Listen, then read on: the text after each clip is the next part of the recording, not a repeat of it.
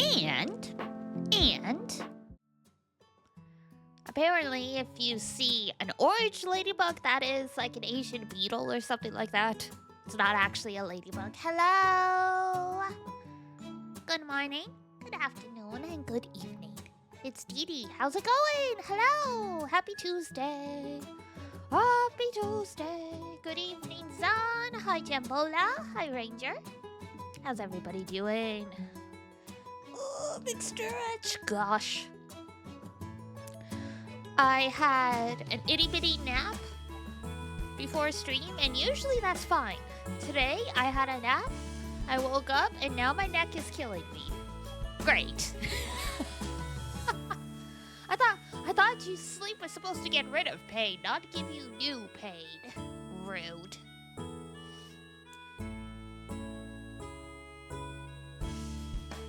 It's like what I do. What I do.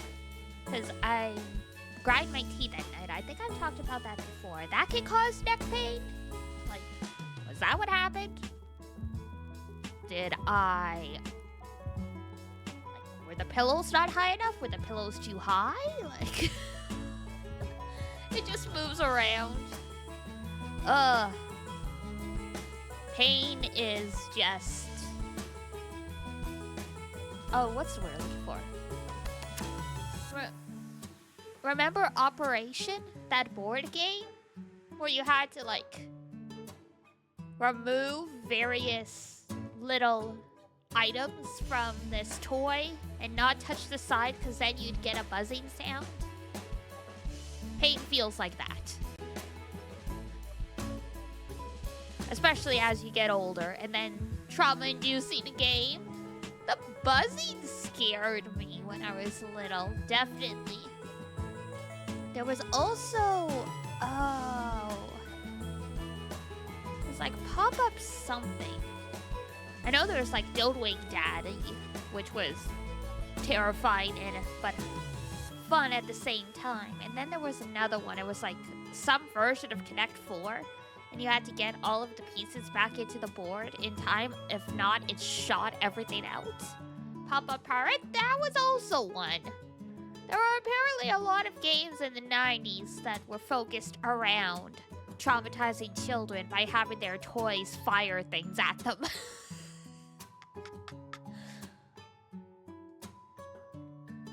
Still, probably better than, you know, the 50s, 60s, 70s, or whatever, where there were toys that could actually put out someone's eye.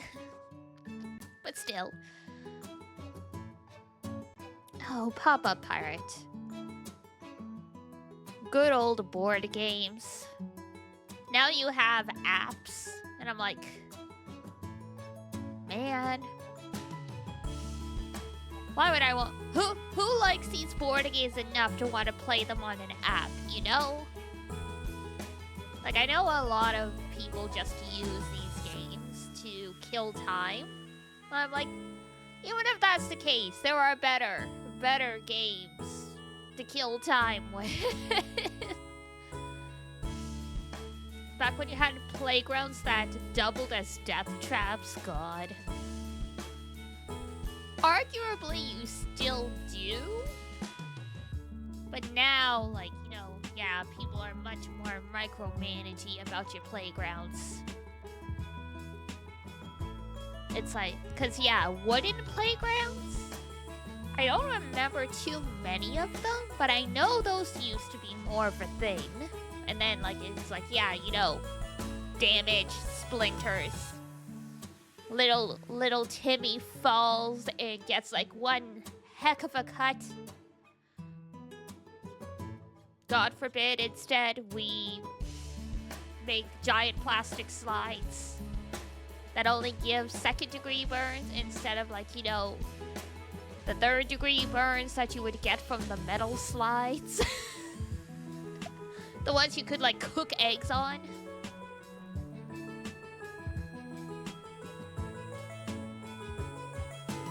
Big, shiny, reflective slide of death. Plastic slides, you definitely get friction burns, though. plastic slides are not, slidable? That's not the word I'm looking for, but you know what I mean. Like, you don't slide down them as nicely as you do on metal slides. Slippery, that's the word. Plastic slides aren't slippery. You get burned in static shock powers. Yeah, they dump you into the sand pit in the hopes that you discharge the electricity before you, like, static shock some other child. Y'all ever fall off a slide? Probably. I don't remember falling off a slide, but I'm sure some of that stuff happened. Falling off, like, monkey bar stuff, that definitely happens.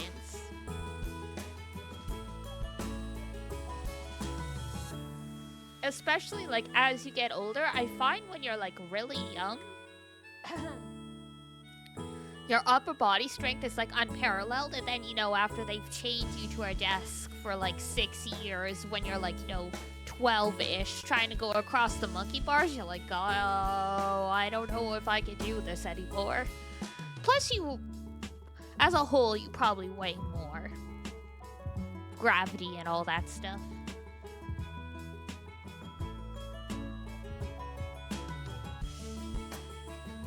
I remember trying to go so fast I would grab the top of the railing and swing to get speed. Oh! Yeah, I mean, everyone's done that. I think everyone's also done the whole, like, try and jump off the slot or the swing at the apex. Depending on how that went, that was a one and done thing. I did that once and I'm like, oh, never again, because I nearly overshot the sandbox and I was like, oh, that could have ended badly. Okay, we're not doing that again. God, and they were kids that in my neighborhood, we all had, like, the same babysitter, and she took us to the park in the neighborhood. And there was that, what is it, the PlayStation ground equipment, where, yeah, you could throw, like, you were supposed to just throw balls up in it, and, like, you know, it would shoot the balls out. It was, like, just a big circular sphere with a bunch of openings on top of, like, a flagpole. Some of the other kids just, like, straight up climbed the pole to go chill out in there. And I was like, my God, that is... How? Like, first of all, why? Second of all, why? Third of all, how the heck are you gonna get down without, like, breaking your neck? Because, yeah, climbing up, much easier than, you know, climbing down. Rule of the playground, do the opposite. Rule of the playground. How can I make this, you know, as dangerous as possible? And of course, there was, like, you know, tetherball. Remember tetherball? When it was just like a volleyball attached to a string? Who thought that was a good idea? Kids would purposely try and, like, take you the frick out with those.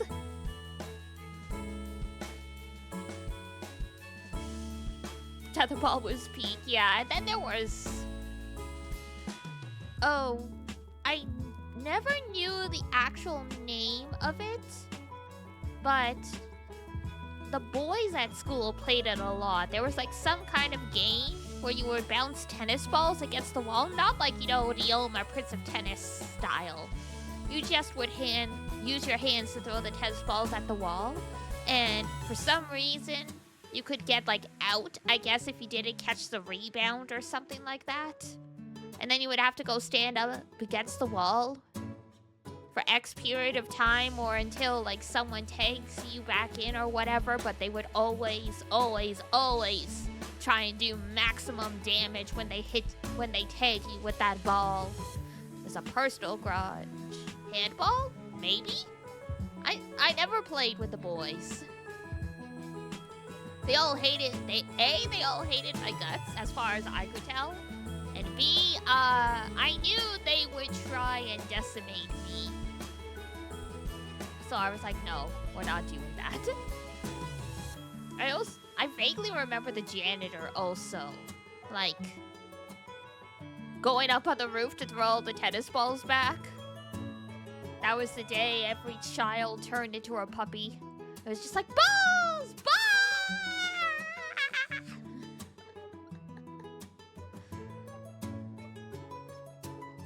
It's our time. It's time. We're running for it.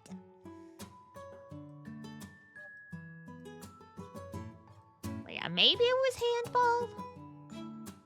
I remember hacky sack as well, which I know has had different names, but that's like, you know, when you bounce a ball, like it's a cloth ball filled with like plastic beads or something like that, and you would try and like bounce that on your knees and your ankles and stuff, your feet and stuff like that. Let's all go outside and play ball. Hey, grass touching adventure. What could possibly go wrong? And fast forward to clips of Dee Dee taking it to the head.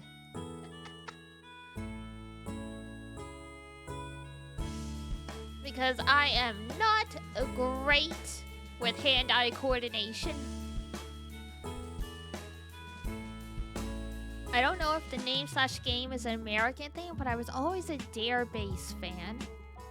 We probably had something from similar in Canada, but that was the thing, right? Before the internet, everything had like its own sort of local name.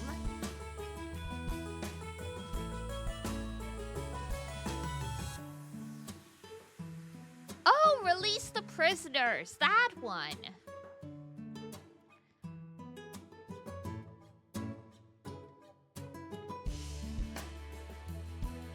Yeah, it's kind of like a branch off of Capture the Flag.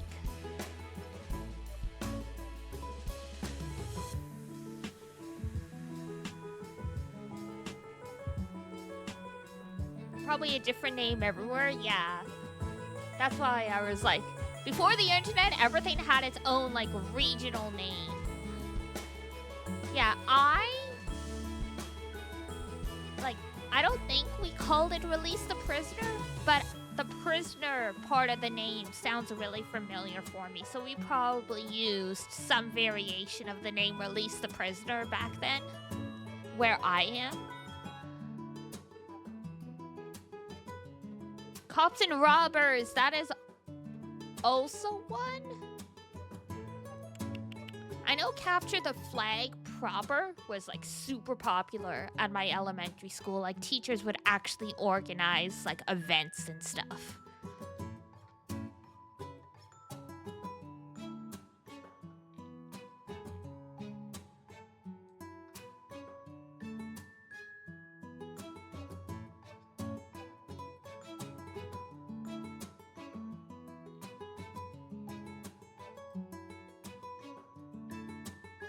Interesting. Yeah!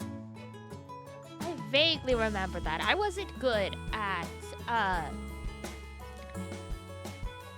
Capture the Flag and stuff like that. At least not in terms of like, you know, actually getting away. I was always like a decoy sacrifice kind of thing. But I was fine with that because I had childhood asthma, so I'm like, yeah, I'm not outrunning anyone here. The best I can do is like join the raid party and like, you know, branch off as a decoy to like, you know, distract some of the attention, knowing I am purposely gonna get caught. 7-Up! I do remember that one. There's also like the various clapping games. Oh, Miss Mary Max, Max, Max, all dressed in black, black, black, with silver buttons, buttons, buttons, all down her back, back, back. She asked her mother, mother, mother for 50 cents, cents, cents to watch the boys, boys, boys. And then there's regional variations. The one we heard was pull down their pants. One of those things in hindsight, it's like, hang on here. We were like, if we were 5 years old singing this song, we didn't grasp any of this nuance. Why was she paid 50 cents to go watch this?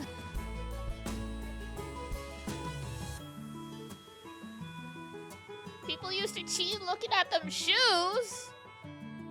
Wow. I mean, I guess that makes sense. They were serious business. Oops, hang on.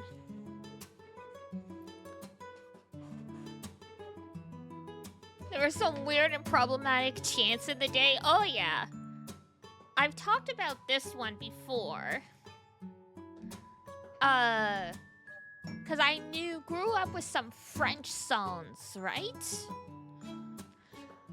And like the famous one for me that was like really throws you for a loop once you're old enough is Alouette. Alouette, gentille alouette, alouette, gentille plumerie. And like I never fully grasped. Like you don't grasp it when you're younger, but plumerie means like, pluck. Like, like plucking a chicken. So it's a whole song about how you're yanking various like feathers off different parts of this bird. Chante plumerie de bec, chante plumerie de bec, et de bec, alouette, alouette. It's horribly catchy. It is. And then, yeah, it's all about like, oh yeah, I will like pluck the feathers off your feet. I'll pluck the feathers off your feet, and your feet, and your feet, and your beak, and your beak, alouette. And like, yeah, once it like finally clicks when you're older, you're like, wait, hold on here. It's like, we're doing what to this bird?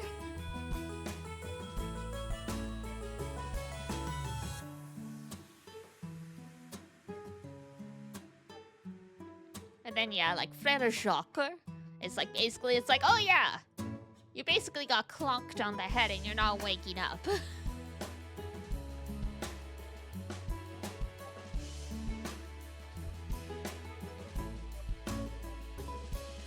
No elementary school game is ever that serious. It is when you're 10. It is. That was your whole world then. Which is why it's like, I can understand when adults are like, oh, like just don't take what they say about you seriously or like whatever else. But it's like when you're that young, it's your whole world. You can't think that far ahead and be like, wow, yeah, in 30 years, it's not gonna matter. Free Jack was on the piano. How delightfully anglophone of you. Was playing house with the ladies. I can see that. I can see that. Did you have a common role you played? Were you like always the husband, or like were you always like the family pet or something like that?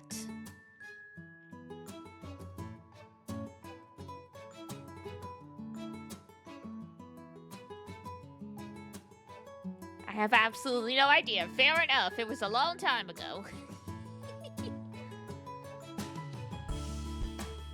Like, I definitely don't remember, like, any reoccurring roles, except for when we played, like, Sailor Moon on the playground. And that was because back then, I had short hair. So no one ever wanted to be Ami. She was like the least popular, and they were like, oh, Diana, you can be Ami because you have short hair. And I'm like, why do I never get to be Sailor Moon or Venus or even Mini Moon? It was like, no! He was like, you would never play with us, only the girls. Yeah! Ranger knew where it was at.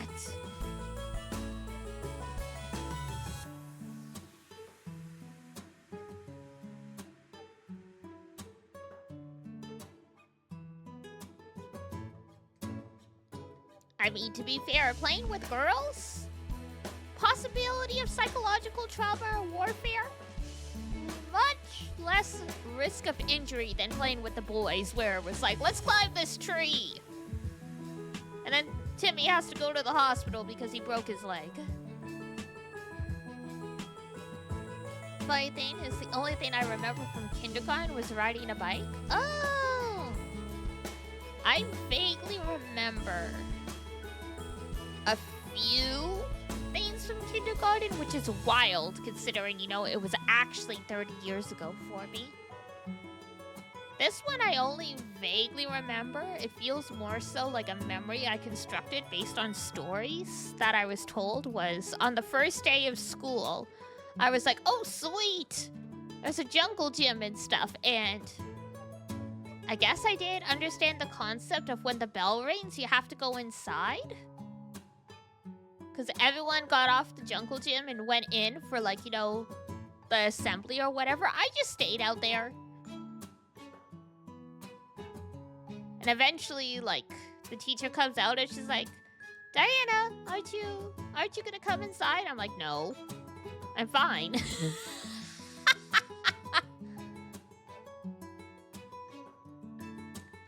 The teachers were probably like, oh god, she's gonna be one of those. Marched to the beat of my own drum since day one, according to my parents. Which was like, you know, now as an adult, great. But like, you know, as a kid, that signals that like, the bullies will go after you because it's like you are ignoring the order of things. I'm like, oh, alright. Because yeah, it's like, oh, you know, being ostracized, you're supposed to want to conform to the group and stuff like that. And it was like, no matter what I tried, they wouldn't stop picking on me. So I was like, you know what? I'm just gonna do whatever the heck I want then. Because it doesn't matter. And I remember at some point, like, they did interventions at the school, and my mom had asked, it's like, okay, what would be your goal? Like, if, like, you know, all this stopped, like, what would be your best outcome? I'm like, they just pretend I don't exist. I was already, like, you know, the 5th or 6th grade at that point, and I'm sorry, the pain that must have been inflicted on my mother, but I was like, nah, just, if they never speak to me, look at me, or talk at me, for the next 2 years until I graduate, I'm good. Like, I've got my books, I'm good.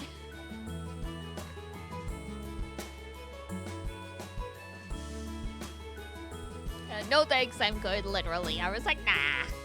It's like, I'm just doing my own thing. It's like, oh, wait, I have to go inside? It's like, yeah, you gotta do what we say. Oh. Well, that's dumb. Oh, and I don't remember this, but this is a great example of the ways I was like a little stinker back in the day. And, like, I guess in the future, like a sign of my intelligence to come with puzzle solving, because there was like the Fisher-Price car.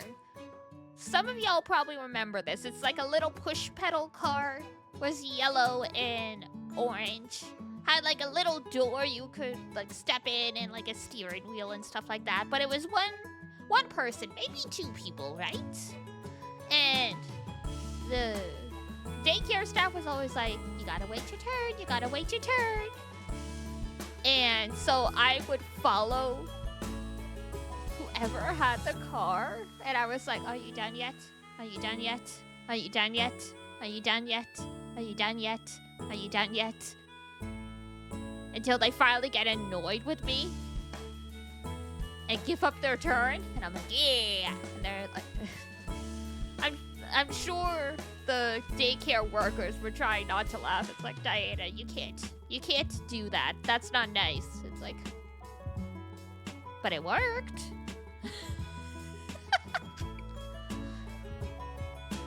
4 years old, already using psychological manipulation. Gosh.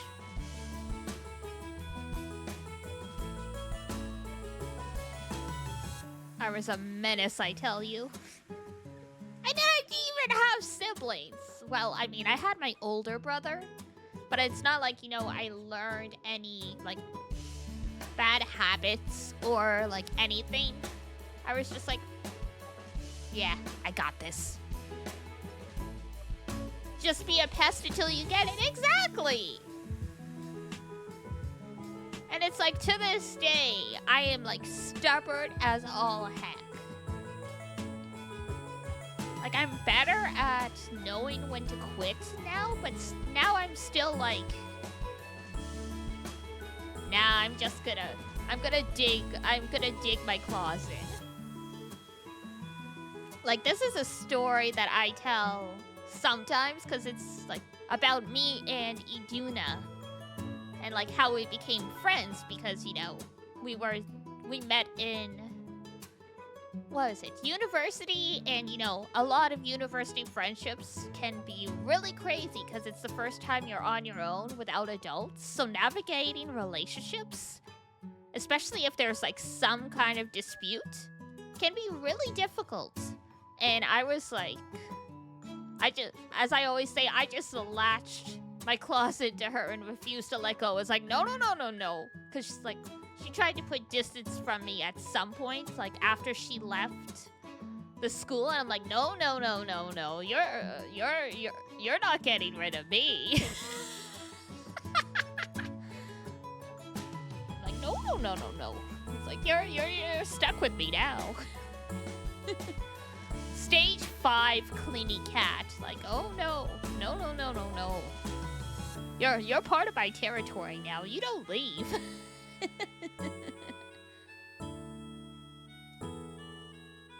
Cats are forever, right? It's like, oh no.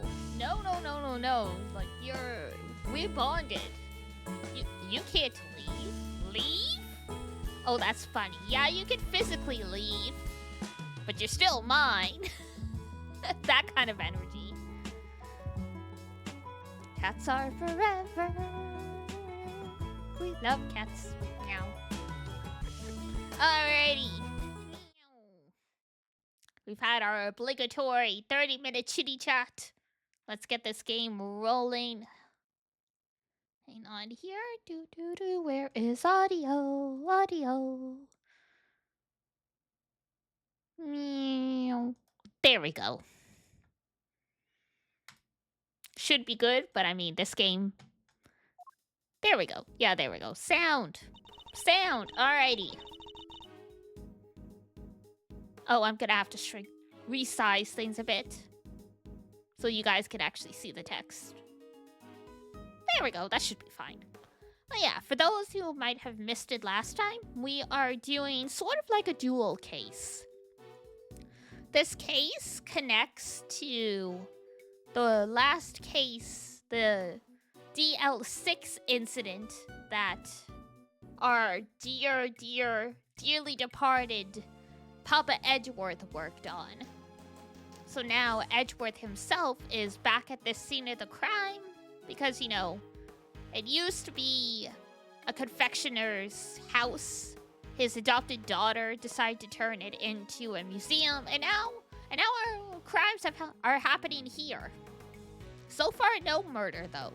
Someone got poisoned with some kind of noxious gas, but they're like in critical condition, but they haven't passed away yet.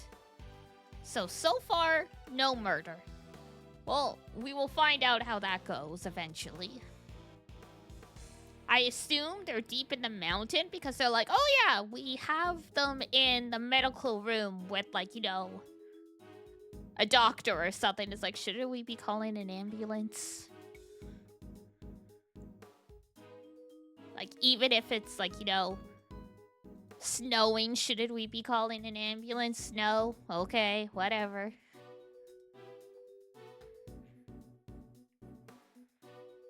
Because, you know, if they've been poisoned, I'm pretty sure they're gonna need, more medical attention than, like, whatever you can give in this medical room. Even if, like, you know, it's like, oh, it's fine. They just need some fresh air.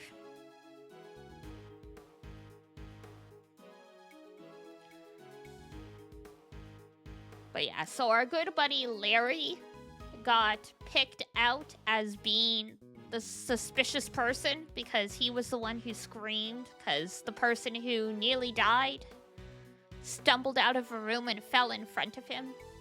So of course they're like, oh yeah, you had to have done this, Larry. So unless we're stuck with Larry Butts once again, maybe we'll finally be rid of him this time. They sure are taking their time. I thought this was supposed to be a 10-minute recess. We're not in court! Y'all.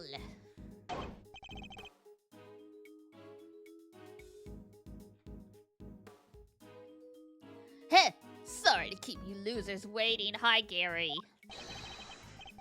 But wait no longer. I won the race to find Delicia Scone, and here she is. Hello, dears. This lovely young man said you wanted to speak with me. Delicia Scone, purveyor of the most wondrous wares a pharmacist can offer, at your service. Probably not the thing you want to be saying when people are suspecting you of, or like people are trying to track down poisoning, but hey, whatever works, I guess.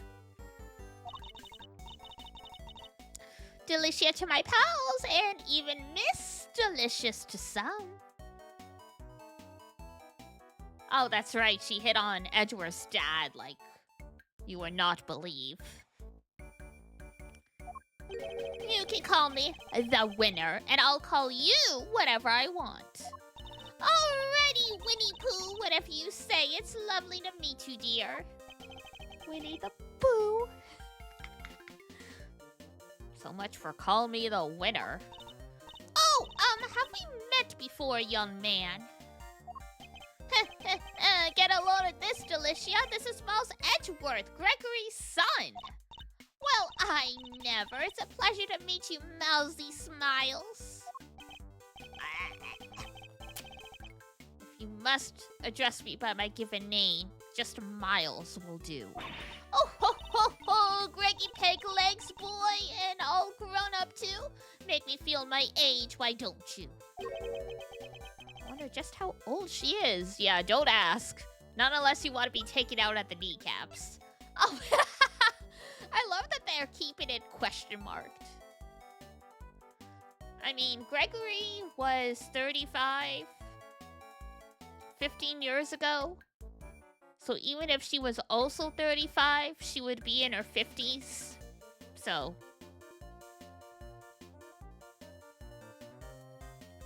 because this was 15 years ago. Or like the case happened 15 years ago. Eustace, I believe we have some questions for our pharmacist. Oh yeah! What brings you to the gallery today, Miss Scone? Why, I came to see dear old Moody Judy, of course.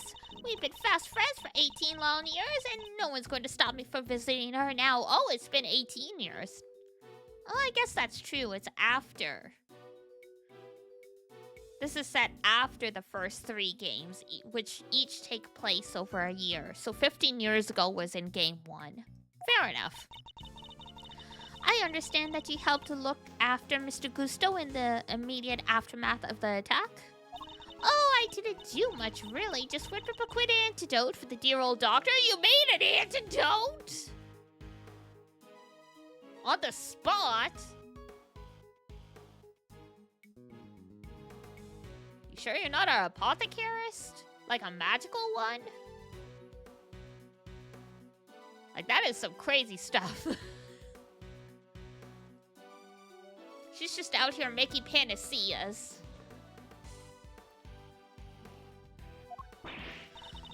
can make an antidote just like that?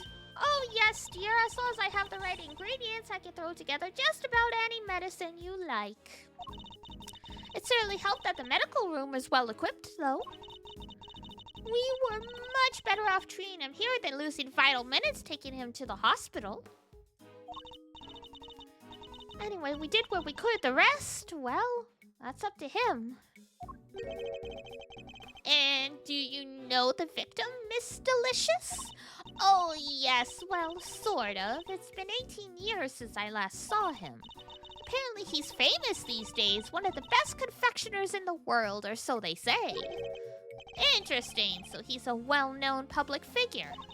Oh, yes, dear, he was on the news and everything. Confectionery crafting king of the world, they said. Wow, so the old dog really went to Zenfa and upped his game just like he said he would.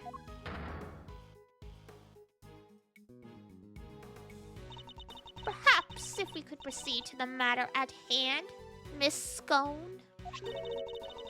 Are you familiar with a substance known as Infesticide Ultra? Not to be confused with Infesticide Plus Ultra, as we discussed last time.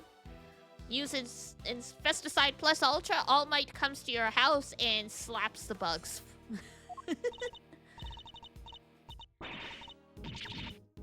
Of course, dear. You use it to, well, to get rid of you-know-what. Oh, it's awfully strong, though. That's why they don't sell it in the shops. Might I ask what you mean by you-know-what? Ji-sama? Gokiburi? The little blighters that frighten the life out of poor innocent ladies like yours truly, that's what. So either the roaches or the mice. Ghastly little creatures running around people's nice clean kitchens and terrorizing them. Oh, I get it. Those. Okay, if they're unwilling to say mice, then yeah, it is probably roaches. Ooh, thank you for redeeming your daily potion. Instant popularity. Don't use it all in one place. Are you aware of what happens when the chemicals asphyxion and ubiquium are combined? Oh, yes? It's right there in the Ultra Infesticide instructions. Do not mix with products containing ubiquium. Ever. Because if you do, they react with each other and make a horrible poisonous gas. This is just like the people that accidentally were like making, what was it, chlorine gas? Because, like, people on Tumblr were giving advice on how to do cleaning stuff, and they were just, like, accidentally giving instructions for making poisonous gas.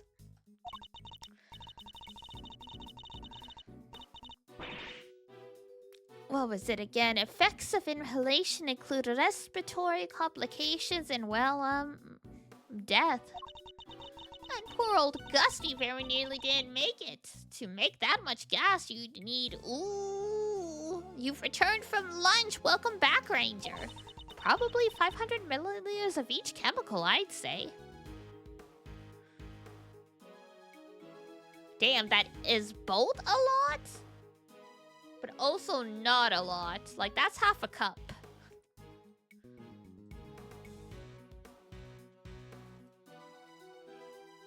Like, I use more water making pancakes than what it would take to make this poison gas. She certainly talks like a skilled pharmacist. Ubiquium's awfully thick and sticky, and it heats up very quickly indeed. It's also bright red and smells minty fresh. Oh, and cheap as chips. That's why they use it in everything.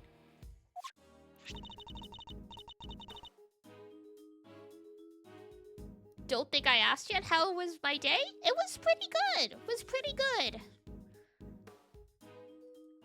Wish I had slept a little bit more. I was like uber sleepy today. But that's okay. That's why I scheduled a break day for tomorrow, because I'm like, after doing an all-day stream, I know I'm gonna need a break.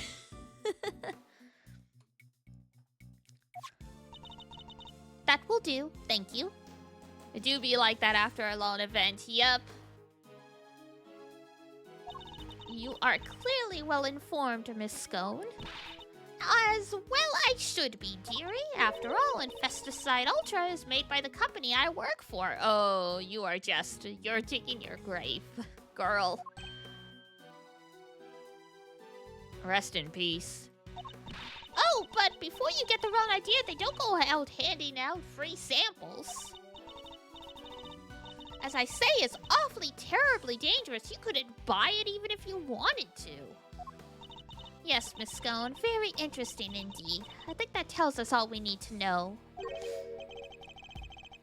Strange. I thought she suspected Miss Scone. Well, I guess you can't just go willy-nilly arresting people. Even though that's what Eustace was doing. But something in that smile makes me wonder if she has some other angle in mind. What is it, Detective Flatfoot? Any developments to report? Yes, sir. Turns out the sculptor's glass display case opens from the top. Huh, that's rather unusual. And the temperature inside can be adjusted too, all the way down to 0 degrees. The Pisces case was kept at 26 degrees. Damn near got my hand stuck to it. We're lucky you escaped alive. Anything more relevant to the case? Yeah, they found something on the underside of the top part of the Pisces case. Traces of ubiquium. Oh, now we're talking. So I guess they put it on the top because it's apparently very sticky. So I guess they were counting on it gradually melting and mixing with the asphyxion, and then poof. That's odd. If there was ubiquium stuck to it, it should have stayed stuck. After all, at 26 degrees, it should have been frozen solid. It would, huh? So, how did things wind up as they are now? I think Kay might be able to help us figure out just that. Or at least Mr. Thief might. Huh, you guys are that desperate to get on my good side, huh? Fine, I don't know what the heck you're talking about, but take it away. I can't believe I'm taking orders from this guy, but whatever. Anything for the truth. Overruled. Before you get too carried away, the goddess of justice has no need of your help. We will find the truth ourselves. Youch! Why so frosty, Judge G? Your baby prosecutor just gave us the big thumbs up. What's the issue here? Oh, wait. Don't tell me the committee has some dirty little secret it doesn't want us finding out. I am not required to explain myself to you. But if you feel that you absolutely must participate in the investigation, perhaps you can prove to me that it will be worth our while to keep you around. What exactly does she have in mind here? Who triggered the release of the poison gas? If you can answer this question, I will consent to your participation in the investigation. You heard the lady, Smiles. Can't believe we're calling him Smiles. Wait, okay. My brain's suddenly starting to catch up. Because wasn't there... Oh, blowtorch. So I wonder if it was a trap. Like, what's-his-face showed up and planned to melt the statues for whatever reason. And then because of that, he nearly, like, gassed himself to death. You heard the lady, Smiles. Somebody opened the Pisces case and let out the gas. Considering what we've learned so far, there's only one person it could possibly be, no. Well, yes, the answer is indisputable. In that case, please kindly provide it now.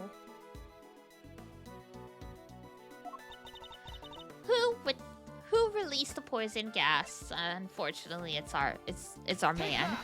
It's the victim himself. The victim Carmelo Gusto is the only person to have entered the Autumn Wing. Thus, only he could have opened the case. Correct. That appears to be the only logical answer. Very well, I will permit your participation in this investigation to continue. Really, that's it? However, if at any point I feel you are contributing nothing of value, you will be removed. Immediately. Understood. Even if Mr. Gusto did open the case, we still have no idea why. Alright, Mr. Edward, tell me what you want to see. Let's use the data we've collected to recreate the scene before the poison gas went off. On it!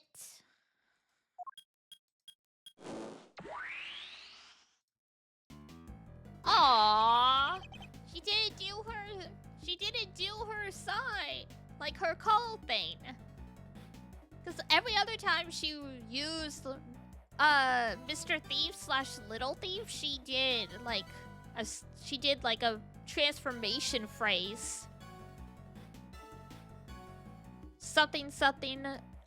One in dark of night, one alone remains all seen. Now witness the power of a modern day Robin Hood. It was something like that. Eek! Don't scare me like that! So this is what you were talking about. You're Mr. Thief. Let's begin by examining the Pisces sculpture. There's a generous amount of ubiquitous frozen to the underside of the top part of the case. Yeah, which is what's keeping that lid on real tight. The actual glass lid is all cracked though, right? Somebody really went to town on your little house there, huh, Pisces? Do we have any idea of how the glass lid might have come to be so cracked? Well, it doesn't look like the outer-facing side of the glass suffered any damage. I see. So we have a cracked piece of glass that we know was ice cold on its inner-facing side. We also know that it wasn't damaged in any direct way on its outer-facing surface. Thoughts? Ice cold. Makes me think of the way you glare at people, sir. Thanks, Gumshoe. What a astounding contribution. Cracks. Makes me think of those deeply etched lines on your forehead. Thanks, Kay. It was cracked by heat expansion. Applying heat to ice-cold glass from the outside will cause it to crack. Huh. Well, I appreciate the science lesson, Malzarino, but why is it all heat cracked in the first place? Why, indeed, a heat-cracked glass lid lined on its underside with frozen ubiquitous. You look like the cat that got the cream, Malzarino. You know what happened, don't you? I certainly do, and what's more, I know how Mr. Gusto opened the case. What? But you didn't give me a chance to figure it out first. Well, sorry, whiner. It would have been quite the wait. Well, don't keep it to yourself, Edgeworth. I want answers. How did Mr. Gusto open the case? Blowtorch. The blowtorch showed signs of having been used recently when it was found here in the Autumn Wing. I think it's likely that it was used on the glass case, causing it to crack. A blowtorch? Who uses a blowtorch to open a glass case? Oh, I get it. Mr. Gusto was trying to melt the frozen ubiquitous so he could open the lid. Indeed. You beat me to the answer by a second. But we'll see who wins in the end. Yay, it's a competition.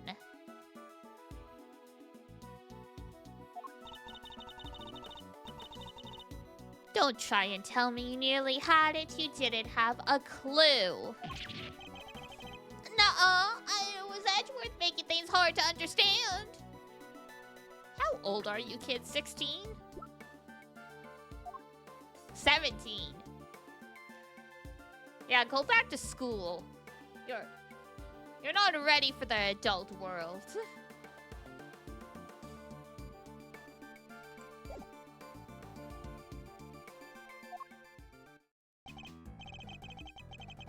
Hey, would you mind updating the recreation so that Mr. Winner can follow along too? Sure, sure, just for him. Alright, here goes.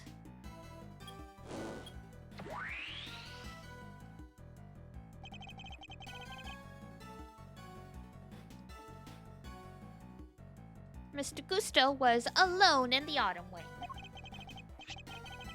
And while he was in here, he used this blowtorch to melt the frozen ubiquium on the underside of the lid.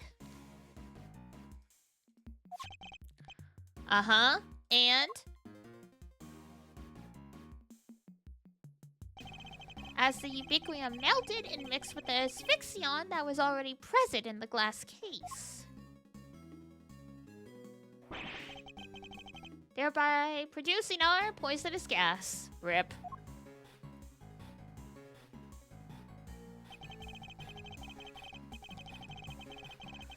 When Mr. Gusto had finally managed to open the lid, he would have released the gas and poisoned himself.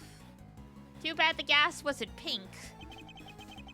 He made it as far as the fountain room where he collapsed. So he opened the case, and out came the gas, huh? It seems we got there in the end.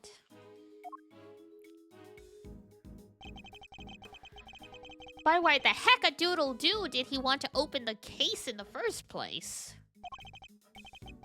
I'm not sure. In fact, we don't know what his ultimate goal was.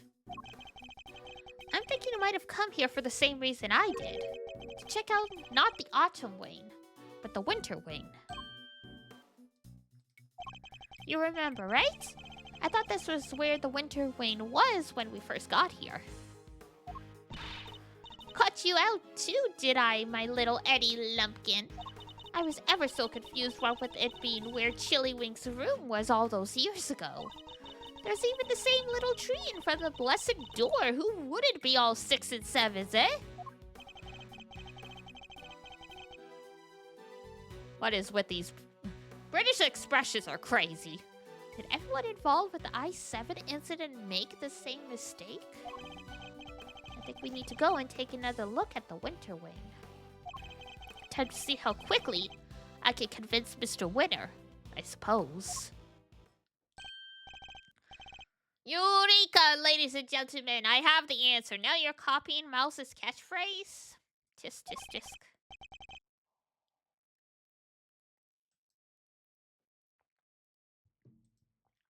The answer to what exactly? The man was going to end it all! A dramatic exit stage left, sort of an artsy-fartsy farewell. So he was gonna self-terminate with poison gas. That is a horrible way to go. Have you been listening at all this whole time? Heh. At my level, I barely need to listen to a word, and I still understand exactly half of what's going on.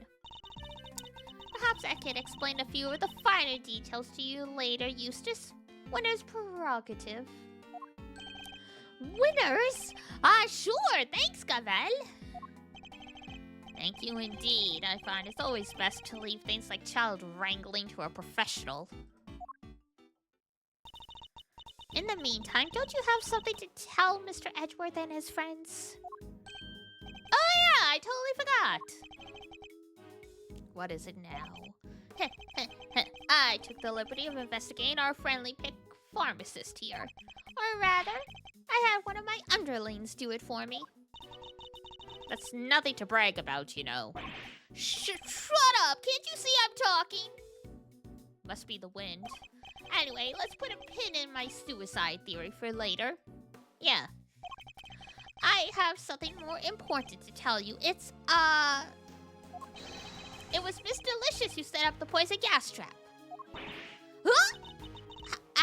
you say that?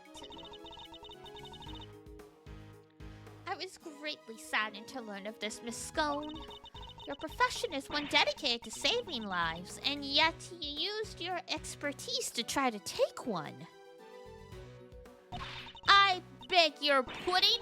How dare you? I did no such thing.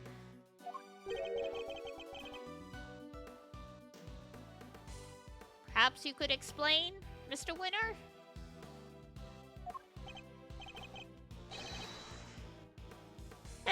You bet. Get a load of this.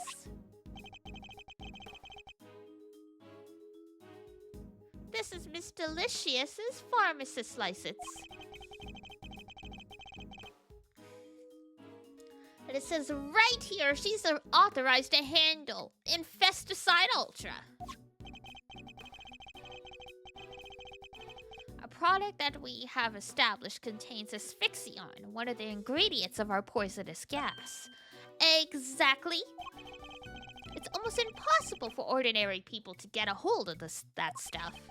But Miss Delicious is no ordinary person. She's a card-carrying pharmacist. I didn't do it. This is all just a terrible misunderstanding. Objection! Then that's not all. There was a bottle of Infesticide Ultra in the victim's pocket. Oh, and what do you know? It's covered in your fingerprints.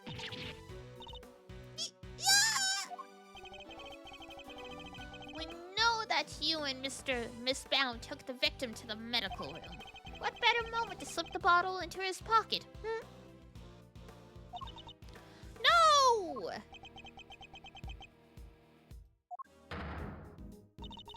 There was only one person on the premise licensed to carry Infesticide Ultra, and that was you, Miss Scone. Furthermore, you are acquainted with Miss Bound, the owner of the gallery. Meaning you would have had access to the building and ample opportunity to prepare your trap. No, dear, listen, you don't understand. That Infesticide Ultra was stolen from me. Lying will only lengthen your sentence, Miss Scone. I'm not lying. Oh, it's in my bag somewhere, I'm sure of it. What is she looking for? That's not it. And that's not it. Oh, that cloth looks familiar. Ah, here we go. I knew it was in here somewhere. Look. And what is this? There's something written on it, I think? Yes. Congratulations, you have eyes. April 1, complaint filed. Offense theft. Item stolen. Infesticide Ultra 1 bottle. It's a crime report. A what? See you, silly billies. I told you somebody pinched it off me a week ago, no less. By which you mean to say that it was not in your possession at any point today. That's exactly what I mean to say. I think the bottle you found might be the one I lost. I always have some in my medicine bag. Just in case, you know, just in case I need to use highly restricted poisonous substances.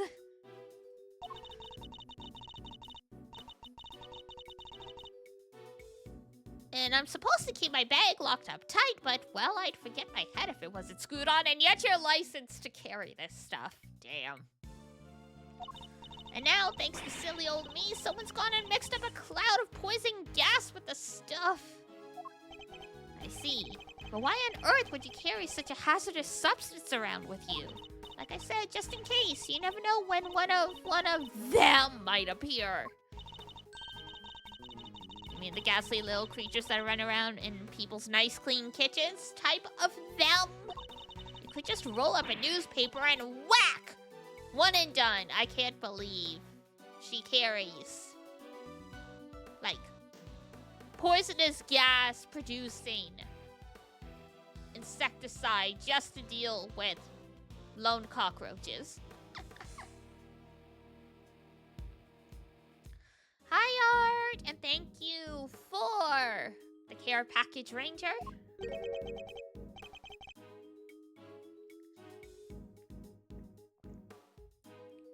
Gavel, what do I do now?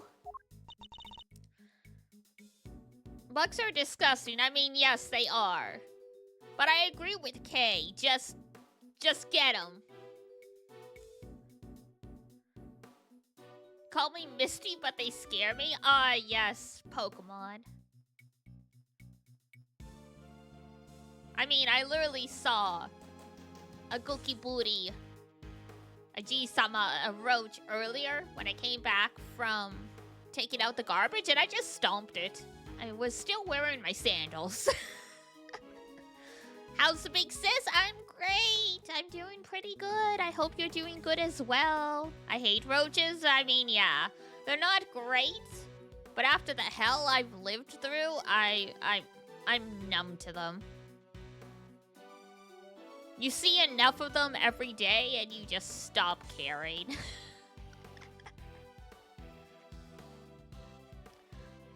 They got rid of them for months and they're starting to pop up again, so I'm like, god damn.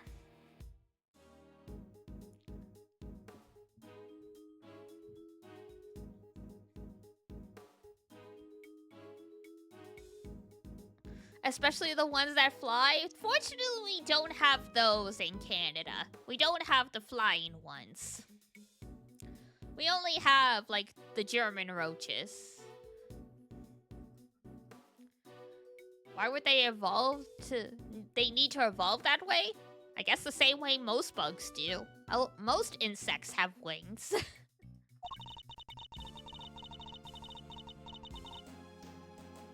You can already take a nuke. What more do you need? Man. This is just... I've talked about this anime before. This is just for making me think of Terraform Mars, which is an anime where they sent cockroaches to Mars to, like, do terraforming ahead of humanity. And then by the time humans got to Mars, the roaches had evolved into, like, monstrosities. And now it's like a war. Like, they're on their way back to Earth to, like, kill the humans and stuff.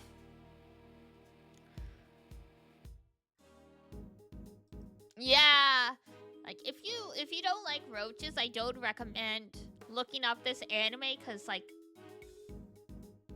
the roaches developed a humanoid form in this show. Like it used to be you would occasionally see someone post pictures of this show because the roach monsters were quite unnerving. So it was, like, semi-common to post it to, like, freak someone out, but yeah.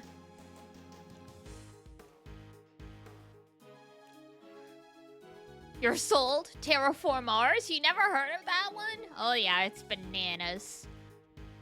Like, it's JoJo Bizarre Adventures, except it's them with, insects, and eventually, you know, they start gene splicing humans with insect DNA to try and fight the roaches. It gets pretty crazy. You know it's wild because humans are one of the reasons roaches got like this. We're the reason why they can take a nuke? Damn.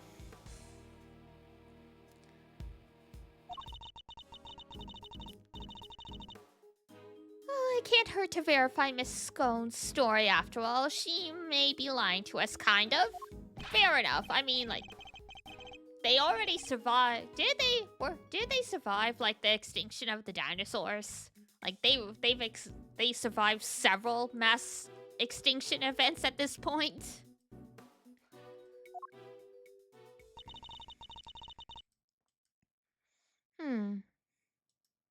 So Miss Scone might not be guilty after all. Something like that, yeah? Damn. Roaches, alligators, sharks. Oh, what are they? Coelacanths?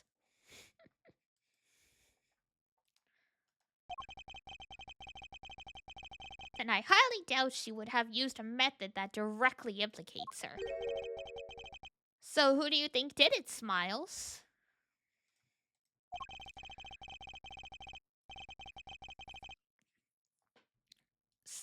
with knowledge of the victim's likely behavior and the time and the means to prepare.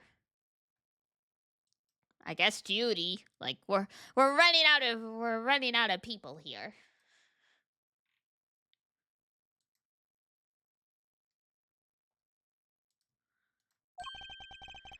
Two factors which point to one very specific person. Oh yeah? And who might that be? Don't leave us hanging, big guy. Well, I mean, you're not gonna like it.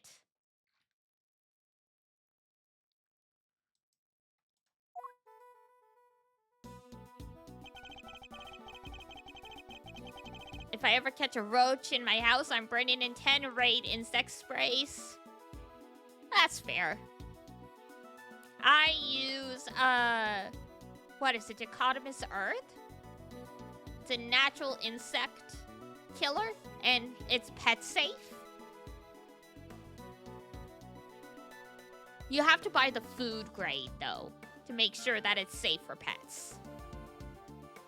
And then I use a giant cardboard tube.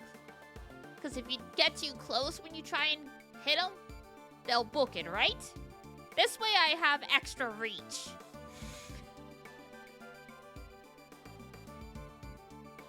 It's the equivalent of, like, taking them out with a baseball bat, basically, in terms of, like, size. Who had the means to steal the Pesticide Ultra and dress one room up to look like the other. Take that! Surely only Miss Bound, the proprietor of these premises, could possibly have prepared in such a way. We'll need some solid evidence to support such a theory nonetheless. So it was her, huh? Strange. It's like he already knew. Woo! Nice shooting, Mazzarino. I might have to make this associate position a permanent deal. Hey, Dee Dee? Hey, Ranger. What's up?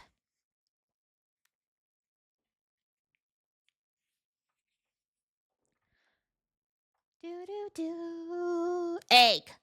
Egg! You can't get this from an egg. Surely not.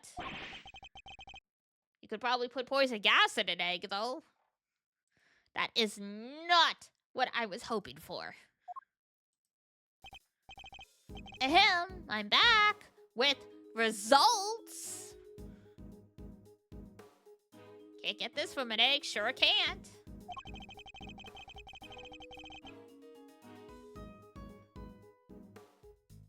The police have confirmed that the theft really was reported and logged. Which means we may have been a little hasty with some of our conclusions, team. I'm the first and only person to have gotten it, really. Maybe I'm just that smart, or maybe I just got really lucky.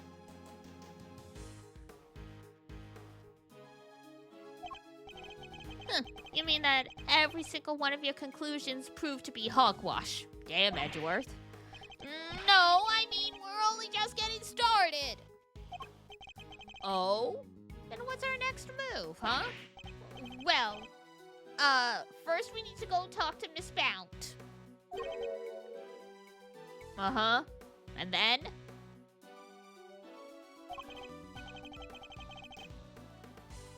And then I'll think about what to do after that.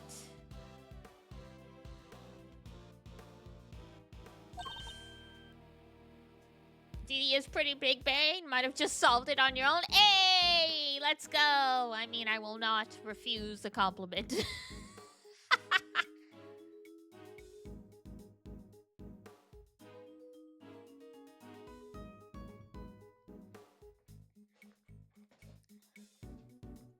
I'm not good at math. I'm not good at calculations, but I'm pretty good at pattern recognition.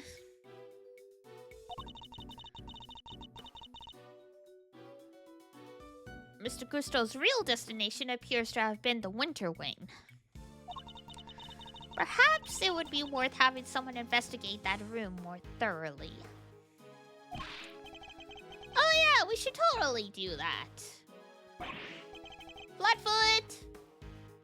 Go investigate the Winter Wing. Yes, sir. Gavel? We're going to talk to Miss Bound. We all have different intelligence. Mine just happens to be academic. So true. Everyone's got different intelligence, and everyone has different likes, and it all comes together to form our unique skill sets.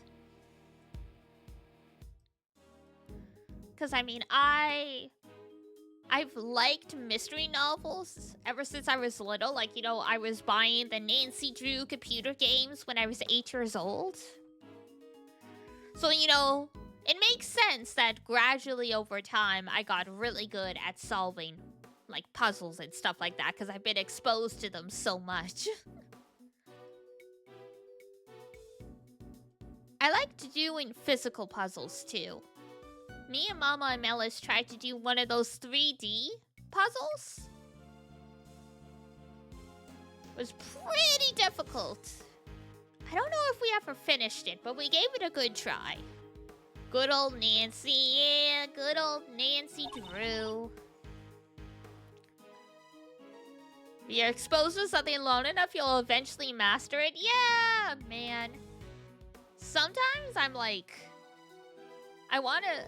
If I could remember which specific Nancy Drew games I played when I was younger, part of me wants to, like, try and find a ROM of them and be like, let's go redeem Baby Diana and finally solve these games. Because I was so little that, like, internet walkthroughs were definitely not a thing. So if your parents couldn't figure out the puzzles for you and you were stuck, you were just never progressing that game. We'll join you if you don't mind. Like, because this... Before, like, internet walkthroughs and even, like, you know... game guides, there was like tip lines you could call, but of course, like, you know, it would be long distance and expensive, so I think a bunch are on Steam. Yeah, I would have to see if this particular one I'm thinking of is on there. I vaguely remember, like, I don't remember the title, but I remember what it was about. Alright, you have your orders. Go talk to Bound for me. Beep. 13p a minute game tips? Pretty much, yeah. Because, yeah, like, you know, these centers that were giving you the answers and are giving you hints were, like, in California and stuff like that, so yeah. So, like, I don't even think I knew those kinds of lines existed, and I'm sure my parents were like, we can't. There's no way we can let her find out these exist.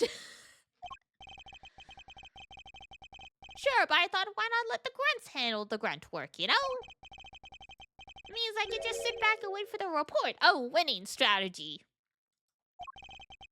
You spoiled little. He's so exhausting. I need a break. Huh? There's something in the fountain. Literally no one has noticed. No way! Y'all have been standing right there. How did you not notice a body in the fountain? This is the most BS thing I've ever seen in one of these games. She was just thirsty. Ah! She's just trying to suck up all the water.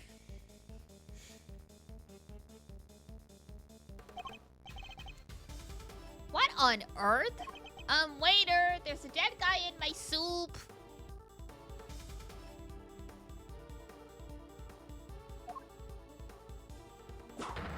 What kind of world record is this, God? I'm sure technically it's like holding your breath, but... Order! Order in the court! Somebody call forensics!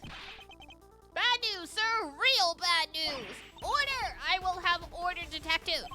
The ice sculptures in the winter wing. They melted? Of course. They've all melted! What? Did? Huh? Say? Eustace! You didn't pick up on the bit! You ruined it! You ruined it! Cut!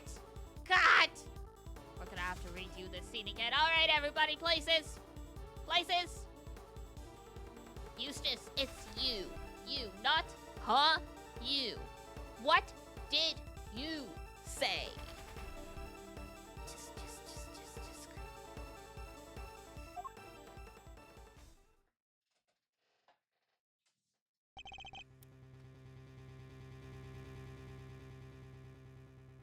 Lights, camera, action. What is the meaning of this? A great question, Miles. Looks like everybody's having a real bad time here.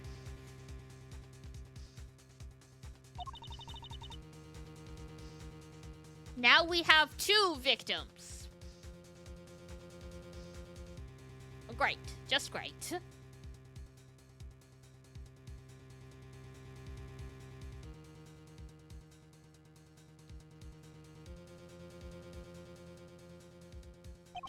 Eesh, talk about deja vu. It's just like 18 years ago. Even the ice is melted again. Again? This is like some weird rerun. Same people, same everything. I said it before, I'll say it again. This is no Quinky Dink. You're with me, right, Mouserino? I am. I think the answer lies in the I-7 incident. In fact, I'm convinced of it. Huh. Great minds think alike. Alrighty then. Time for another trip down memory lane. Those of y'all who've been around for my Persona 5 streams where I like make silly noises while like we're going back in time or flash forwarding, you know this.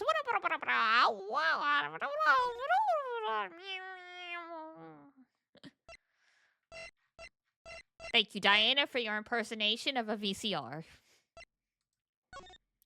Don't call us, we'll call you. Never.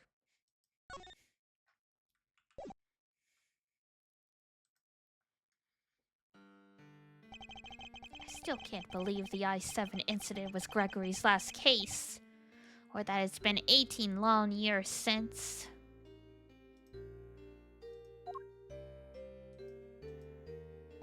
A murder at a confectionery contest. And of one of the participants, no less. Artie Frost. They pulled his body out of a treasure chest that was part of Samson Tangaroa's chocolate tableau. He'd been hit in the head with a large rock salt lamp, and subsequently bled to death. They found the lamp hidden inside the candy castle Delicia Scone had made for the contest. Well, not technically, we found out that she's a fraud. But then, before anyone had the chance to investigate Mr. Frost's own room, all of his icy creations had melted clean away.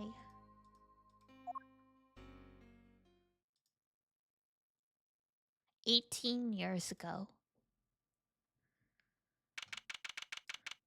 December 24, 9:05 p.m. Contest venue, Fountain Room. Papa Wedgeworth, welcome back. You have so many wrinkles for only being 35. You have a hard time. You've had a hard life, you poor dude. All of Mr. Frost's work destroyed. Mr. Von Karma wasn't very happy. He told us to get out. and in no uncertain terms. So what do we do now, Mr. E? I can't believe he just up and kicked us out. Von Karma's a total jerk. Now, Eddie. It was always the job of the police and the prosecutor's office to investigate the scene. Yeah, but he didn't have to talk to us like that. Who cares if we're cops or attorneys? We should all be working together to find the truth. You can't assume that everybody's aims are the same as your own. You may wish to expose the truth, but others might prefer to accept things at face value. Which way of thinking is right will depend on the person. But what if somebody innocent ends up behind bars because no one managed to uncover the truth? It can happen. We're all human, police and prosecutors included. Which is why defense attorneys exist. Our job is to help people in just such situations. To be friends to the friendless. Friends to the friendless.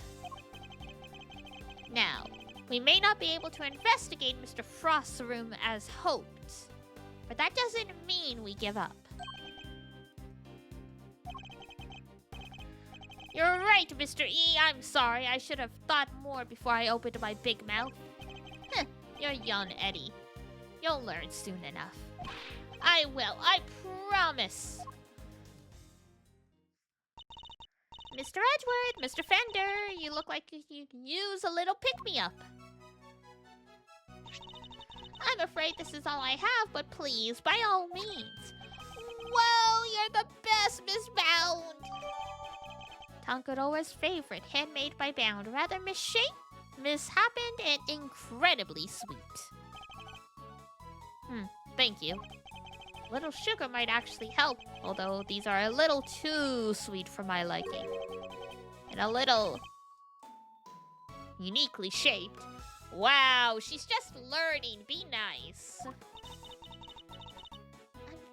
sorry if they're not to your taste. No way, they're great! They're so sweet! You're very kind. Imagine me of all people, a mediocre confectioner. What? You mean you made these yourself? Yes. Samson loves chocolate, so I had to learn. Keeping him supplied with his favorite treats is just one of my many duties. Although he does spend most of the time coaching me on how to improve my technique.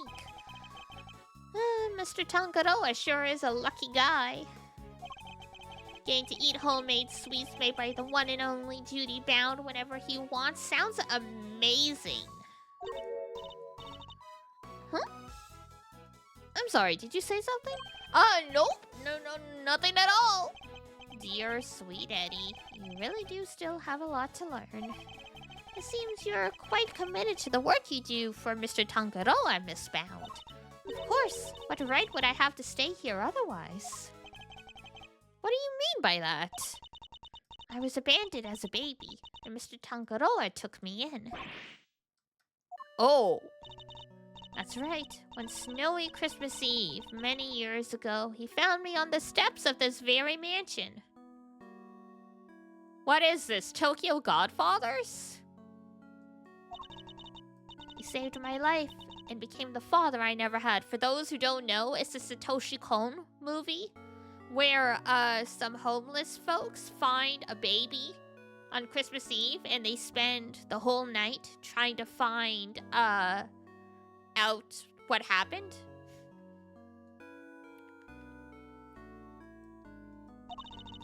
I can never repay him, so my work for him is the least I can do. And I'll be here for him as long as he needs me, so why do you have a different last name? Or is this your stage name? Is your legal name something different? That's the most beautiful thing I've ever heard. I must be getting old.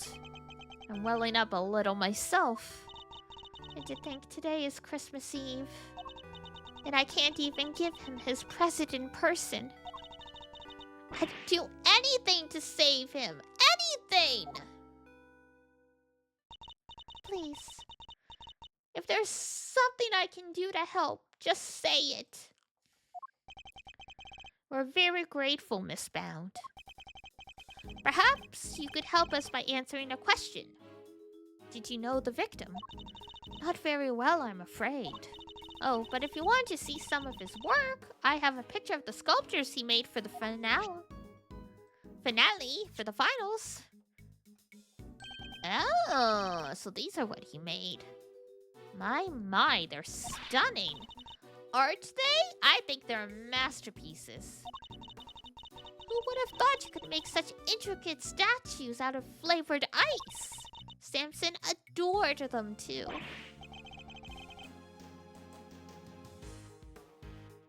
Oh hey, that's Taurus and Gemini, right? I didn't know you were keen on the constellations and the zodiac, Eddie.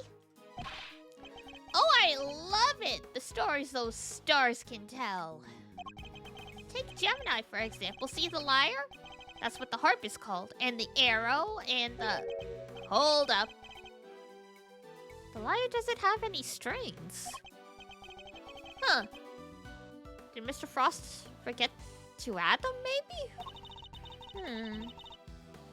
That doesn't sound like something he'd forget to do. Wait, really? But I thought you just said you didn't know him very well. Oh, well, he didn't seem like the type, you know? See if she's got something to hide, too.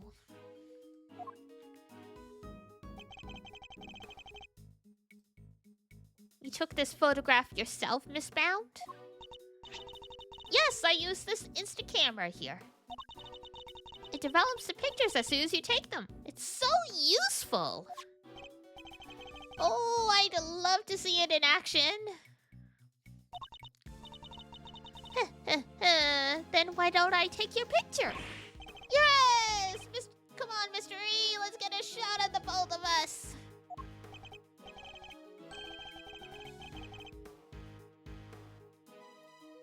Well, alright. It would be a shame to waste a good hair day. Oh my god, how old are you, sir?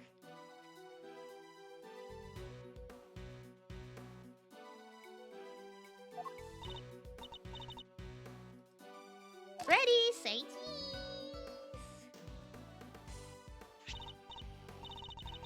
They are all done, and the picture's yours to keep, Miss Defender. Oh my gosh, thank you so much. That's such a cool camera. Well, it's the only one we've got, so we use it for all our picture-taking needs.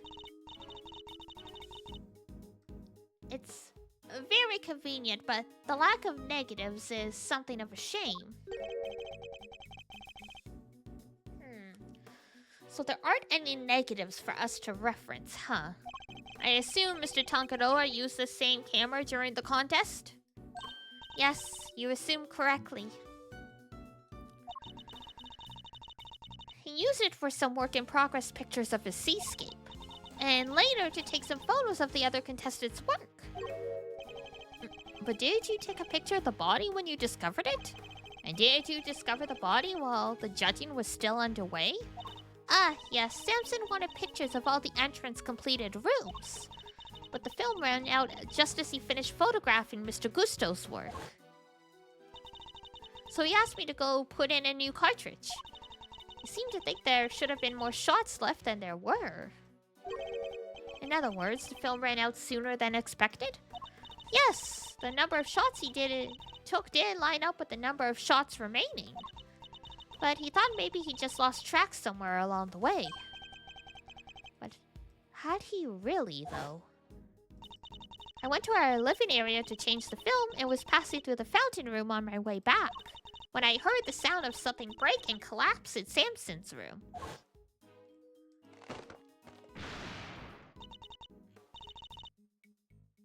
Samson? Are you in here? Ah! Mr. Frost's body was just laying there. I was in total shock. It was all too much. But I remember.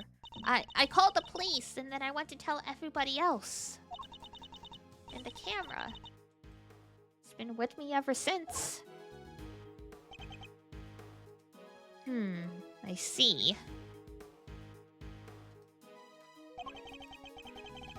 I'd be grateful if you could lend us the camera in this picture, Miss Bound. Of course. Here you go.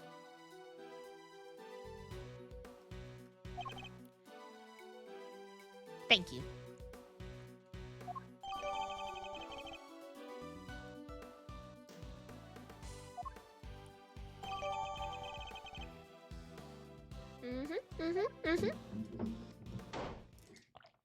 All right, progress. Hey, Detective Bad.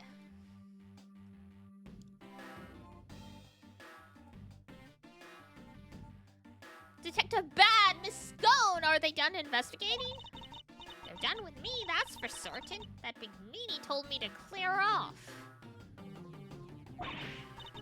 Honestly, that mannequins will be the end of me, the cheek of him.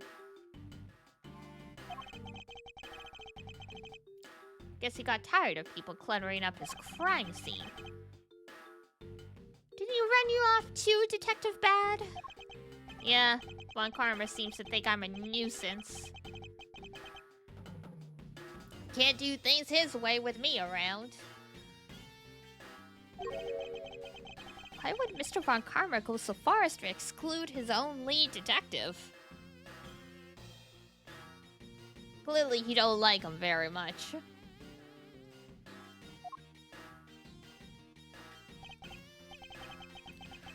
Still, got a pretty good look at the scene. As for Gusto, he's enjoying a nice little chat right now.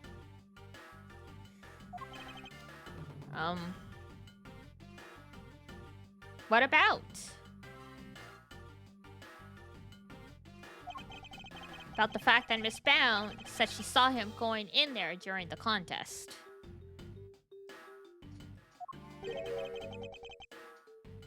Mr. Gusto went into Mr. Frost's room. That's right, and I have to say he looked very much like he did want to be seen. I don't know what he could have been up to. Well, he's candidate number 1 at the moment. That's the guy who melted Frost's work. Was that really why Mr. Gusto went into Mr. Frost's room? Got a photo of the room right here if you need it. It's all yours. Wait, what? Why would you just give it to us? Do I gotta spell it out for you, kid? I'm offering to help you guys. I want the truth about this case to come out. Detective? Really, Detective Bad? Mr. Von Karma won't be happy about this. Yeah, well, I'm not Von Karma's stooge. If he's gonna stonewall my investigation, then I'm not gonna play by the book either. Get him, Bad! Can't let some pesky rules keep me from finding the truth. Now can I, Mr. Edgeworth? Indeed. Thank you, Detective Bad. Wow! I can't believe you won him over, Mr. E.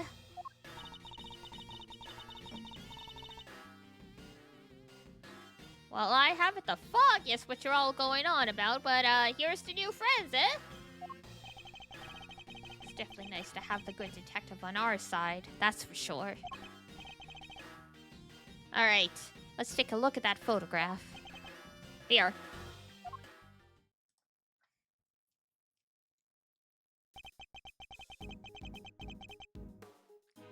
This is what Frost's room looks like right now. Yikes, there's nothing left of his flavored ice sculptures but puddles. The floor appears completely covered in a pale blue liquid. I should compare this with the photo I just borrowed from Miss Bound. I assume the unplugged power cord has something to do with all this. Yeah, the power units or the battery units that were in the photo are the same as the one Miss Scone is using.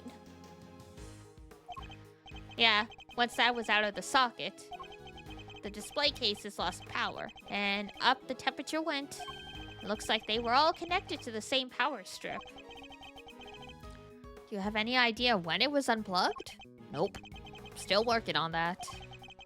Those sculptures were beautiful. What a waste. You can say that again. I should have taken a few more bites out of them while I had the chance. Excuse me? So they tasted good? Did they ever? I have never tried ices so scrumptious in all my life. Really? Man, I wish I could have had a bite. Well, scrumptious except for the salty bit, of course. That was unbearable. The salty bit? It's in the other photo you've got there, this bit. The heartbeat thing. Gemini's lyre. Wait, that's why it had no strings? Because you ate them? I didn't eat that much, you cheeky little devil. I told you, it was all horrible and salty.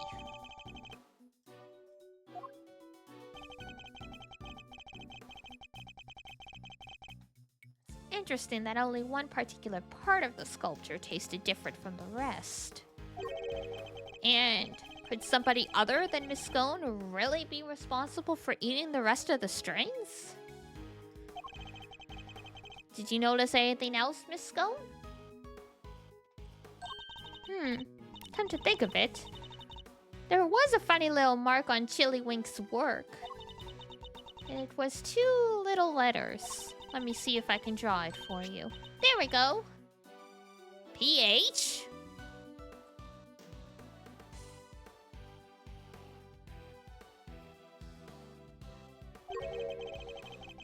It's almost like a signature or something. Wait.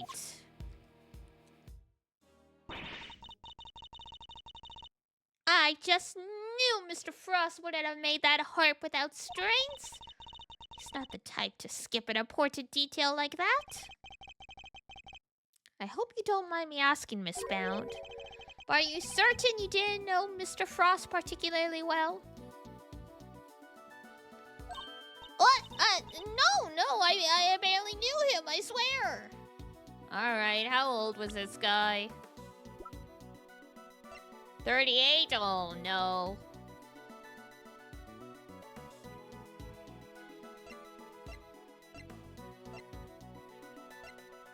He's twice your age, girly. If you were involved with him, bad.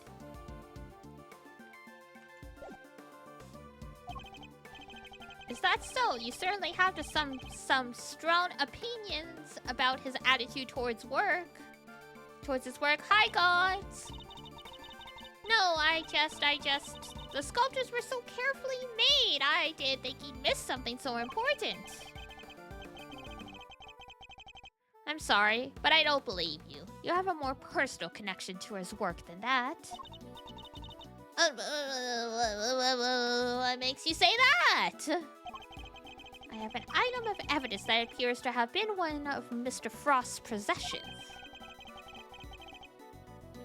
And it shares a key feature with another piece of evidence. Well, I won't know what you're talking about if you don't share. So, what are these 2 pieces of evidence of yours? Which 2 items point to Mr. Frost? This is the first. And now the second.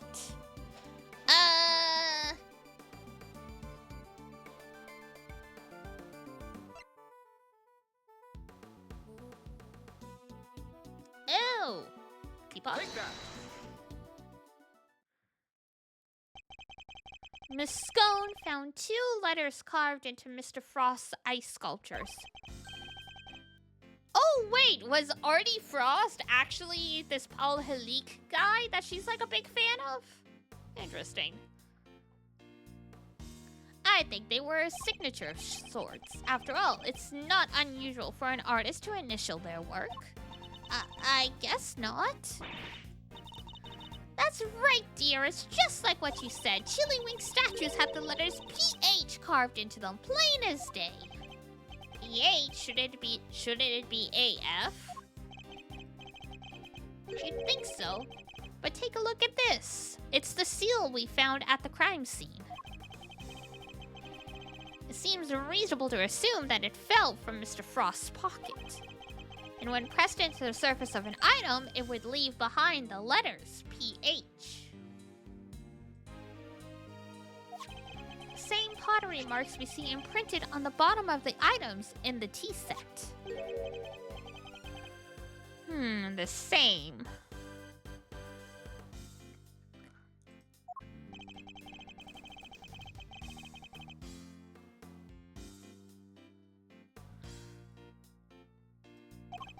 From that, we can assume that the same letters would mark any item as his piece of work.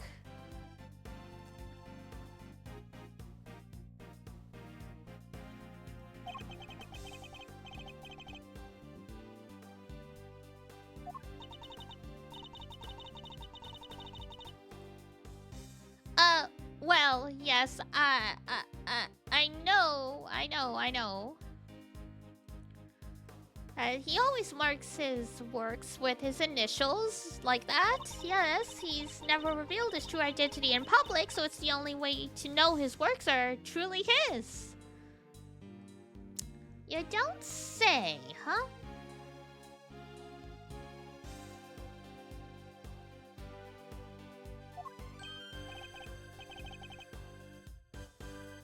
You mean Paul Halik was...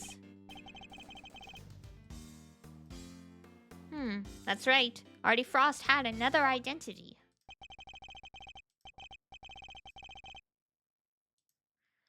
He was no ordinary confectioner.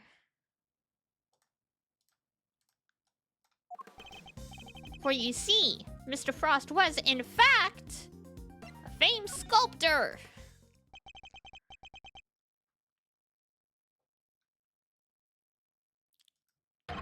None other than the famed sculptor Paul Halik. What? Mr. Frost and Paul Halik were the same person?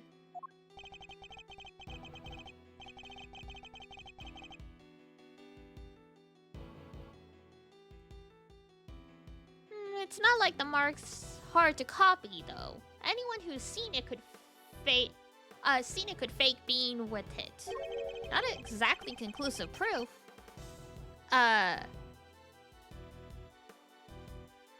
That Frost was who you say he was. It was proof enough for Miss Bound. What matters is that she believed it. His true identity will have to be investigated by the good people of the precinct. Alright. I'll just have the boys look into it.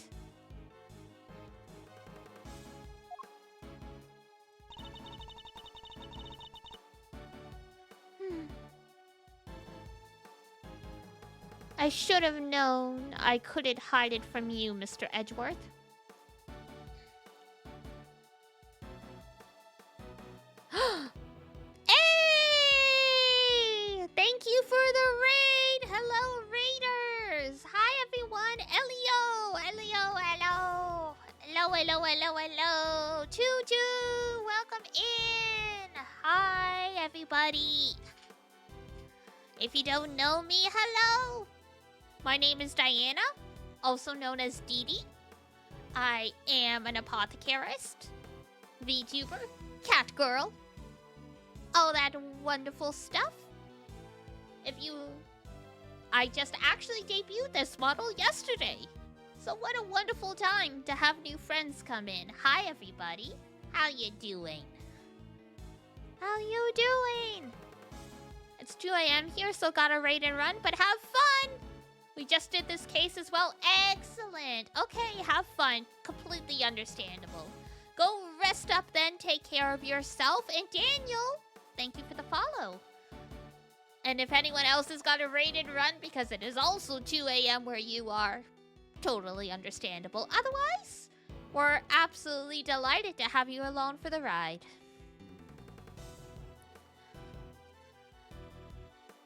I just updated the autopsy and you're the dead body, actually. Damn, imagine if there was a case like that. Like, the Sixth Sense kind of thing. Someone doesn't realize they actually died.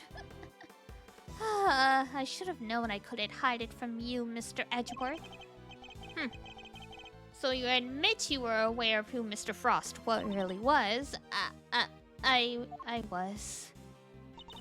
When I discovered his body, I saw the seal you found.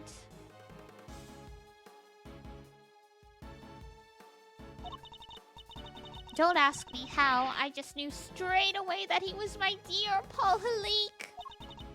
Imagine. His entry in a confectionery contest was his final legacy. A great man like that. Lifespan updated.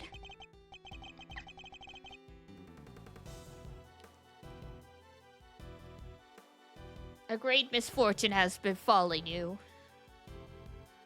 And be honest. Did you enter Mr. Frost's room at any point? What? Why are you asking me that? The photograph of Mr. Frost's room. I'd like to know when it was taken.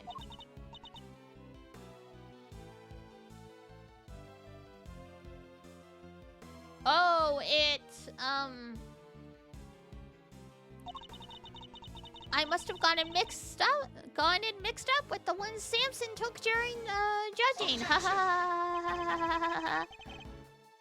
I am afraid I find that rather hard to believe. You said yourself that the camera ran out of film during the judging. And that you've had charge of the camera since before Mr. Tangaroa had the chance to visit Mr. Frost's room. That's how you were able to take that picture. When you discovered Mr. Frost's body.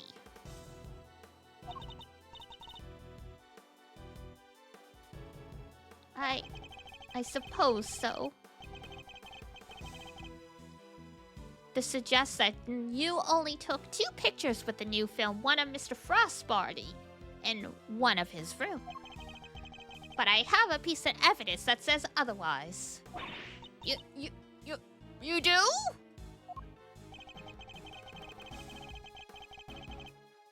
Which piece of evidence contradicts the assumption that Miss Bound only took 2 pictures?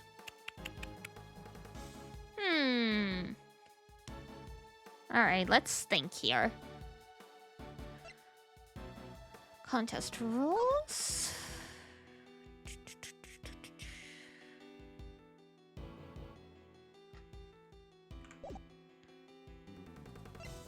The key.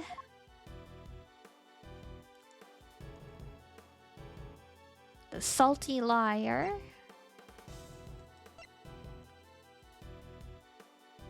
The candy, the cloth.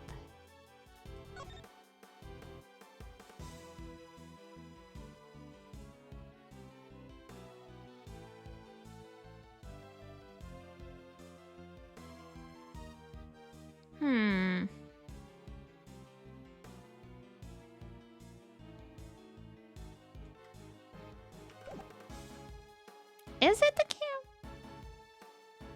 Takes a new film cartridge, has 20 exposures, but there are only 3 remain. Oh! And she said she only took, like, what, 3 photos with the new cartridge or something? Okay, that makes sense. Take that! The camera? You gave the picture of the body to the police and the picture of Mr. Frost's room to me. Oh, and you gave us that picture that you took of me and Mr. Edgeworth, too. 3 photographs in total, and yet the film cartridge in this camera only has 3 exposures remaining. Of a total of 20. You took more pictures. And I want to know what of.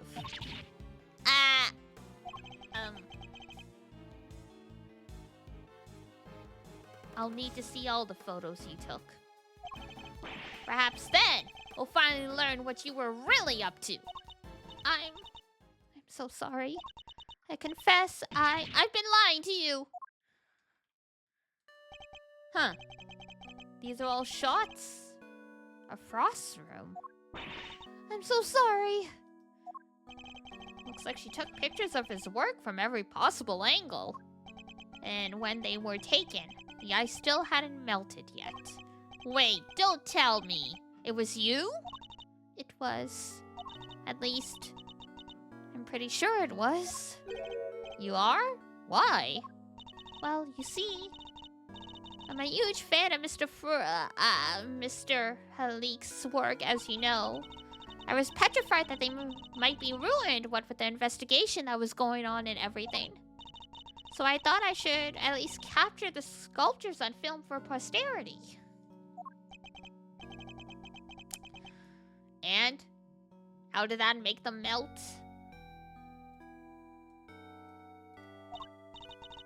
I think perhaps I was so intent on getting the perfect photographs that I might have tripped over the power cord without noticing. By mistake? Are you sure? How do you trip over a power cord and not notice? I didn't notice it at the time, but, well... How could I have been so careless as to cause the loss of his final masterpieces?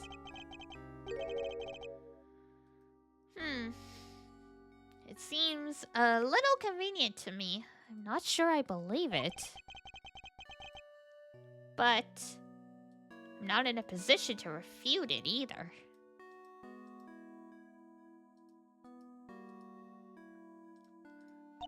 I'm so sorry. I didn't mean to cause any trouble.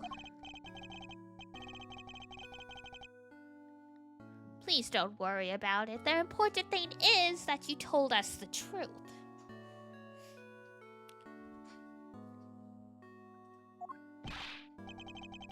What? No hard feeling. What he said, no hard feelings, Miss Bound.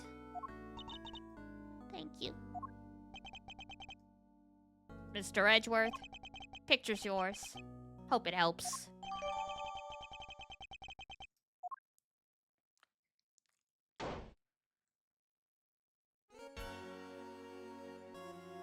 I thought that was a gunshot. Are you infernal nuisances still here? You don't know when to give up. Linger for as long as you like. The answer is still the same. You are not part of this investigation. Whether we're part of it or not, we'll uncover the truth nonetheless. It seems you don't know when to shut up either, but I commend you on your stubbornness. Thank you! It's one of my best traits. Mr. Von Karma, I'm afraid I'm the one responsible for Mr. Frost's works melting. What? What is the meaning of this? I'm so sorry. And to you, Mr. Gusto. Huh, no concern of mine. I didn't do anything, and Mr. Von Karma agrees. Nothing at all, Mr. Gusto? You went into Mr. Frost's room, didn't you? Perhaps you could tell us why? Sure, I was. Silence! You're not to give the attorney even the tiniest shred of information. Wow. Judy Bound, you're coming with me. I have reason to believe that you are an accomplice of the accused, Miss Samson Tonkin Aroa. Okie dokie then.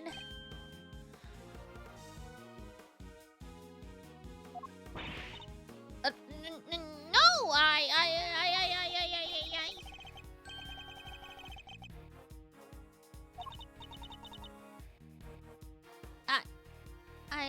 understand.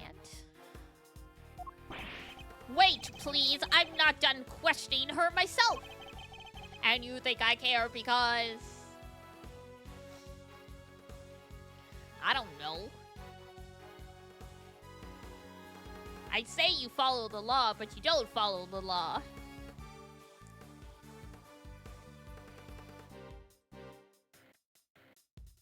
Oh, and ad break starts in about a minute for those of you who aren't subscribed. So just an FYI, I appreciate you guys sticking around.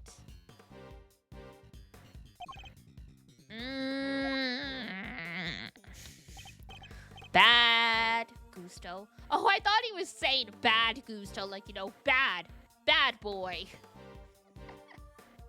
Bad Gusto and you, Scone. I have questions for all of you, and I expect answers. Huh. Go cry me a river. Fine by me. Oh, you could at least ask nicely, Mannykins. He took literally everyone with him. Indeed. Well, I suppose that means there's little point in us hanging around either. Perhaps it's time we got going anyway. It is rather late. I hope the snow has let up.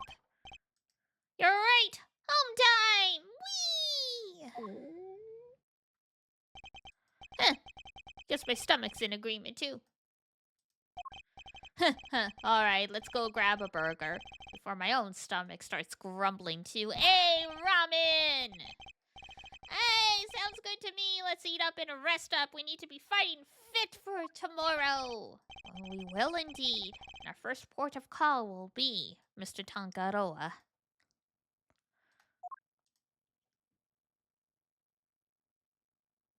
To be continued. Dun dun da da da da da. Let's see. What time is it here? It's 9? Okay. We'll keep going for a little longer.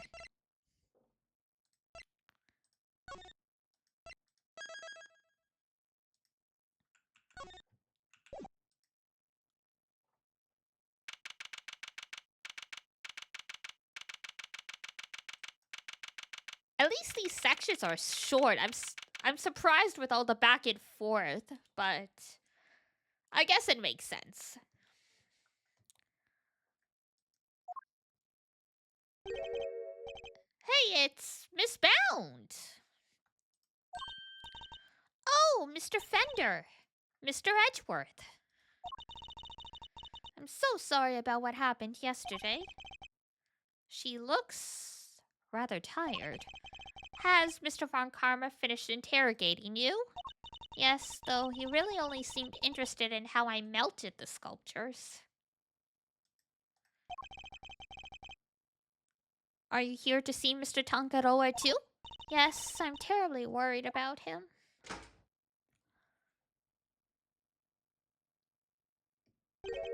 Detective Bad? What are you doing back there? Oh, just happened to be here.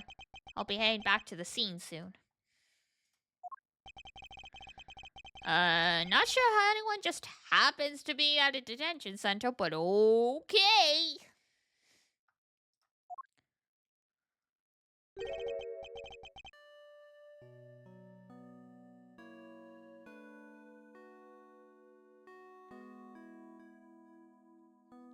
Whoa, what happened? Just yesterday he had black hair. Why is his hair white now? Good morning. Mr. Tangaroa, what happened to you? Oh no, Samson, what did they do to you? They didn't seem to want to let me sleep. I had no idea interrogations could be so involved. Sorry if I seem distracted. I think I'm a little tired. They're not letting you sleep. That's not police work. That's torture. What's going on here, Detective Bad?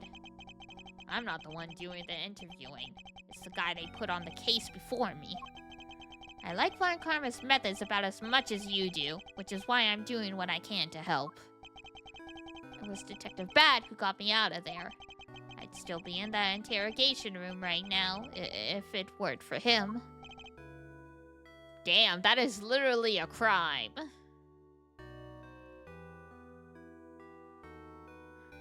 Me waiting for a colder time so I can go back to forcing Dee Dee to work out. Hey!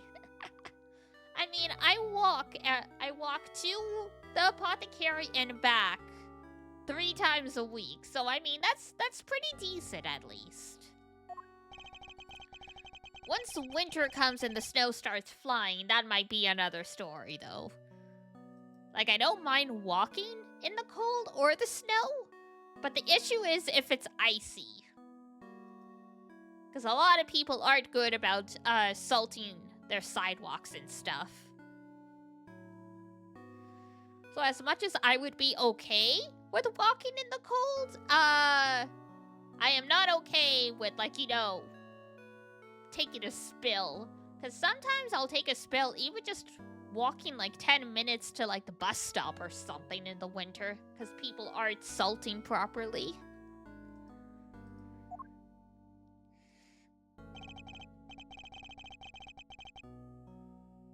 Alright, Eddie. Let's share yesterday's findings with Mr. Tangeroa. You got it, Mr. E. My notepad is at the ready. Just put some ice skates on throne? Oh my god, I mean...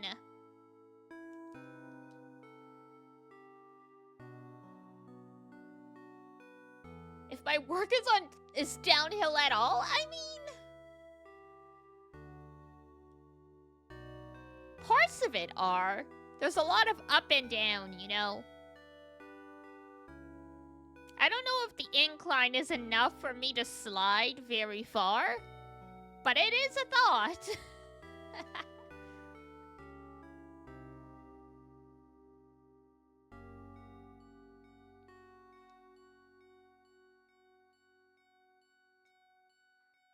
My notepad's at the ready.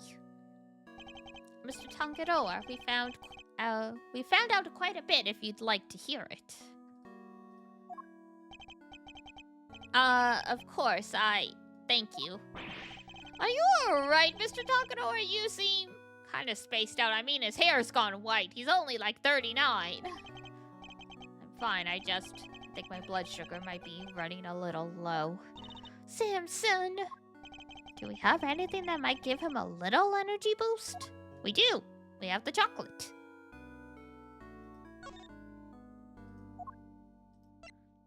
Here you go. Huh? Is that chocolate? For me?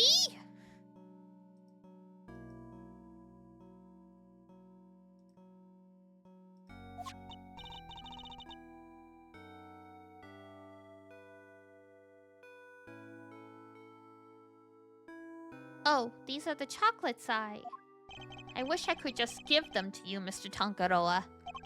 But the rules here don't exactly allow me to do so. Oh, that's a shame. But rules are rules, I suppose.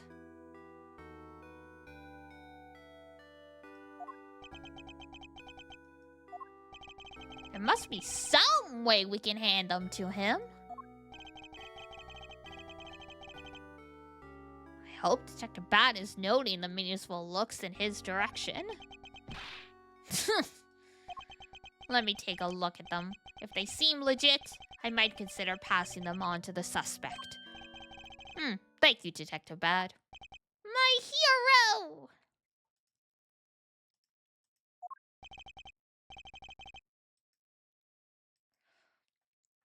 I'm touched. Thank you, Detective.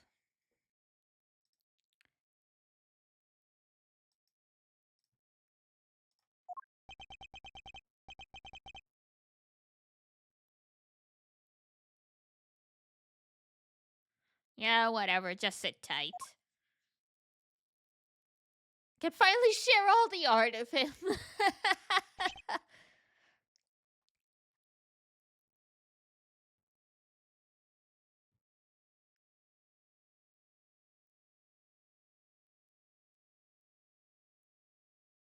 Here. You don't know how much this means to me! Yeah, keep it down, will ya, for both our sakes.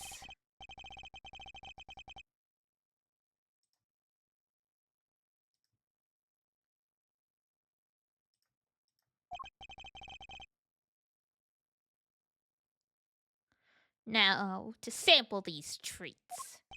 Detective, I apologize for putting you in a tight spot.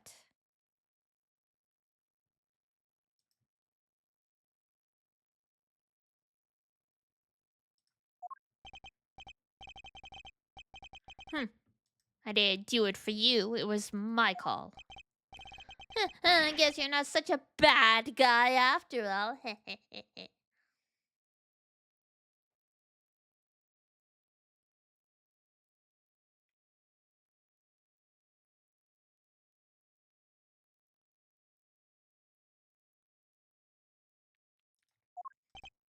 Oh, the sweetness! I feel like a man reborn.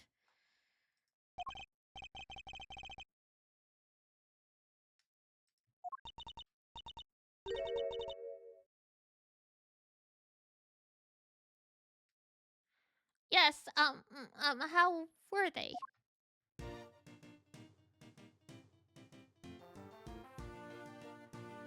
Feel the melt, soft and smooth. Chocolate that'll comfort and soothe. You're doing a head to toe.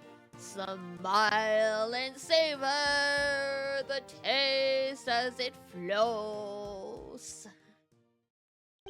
Delicious.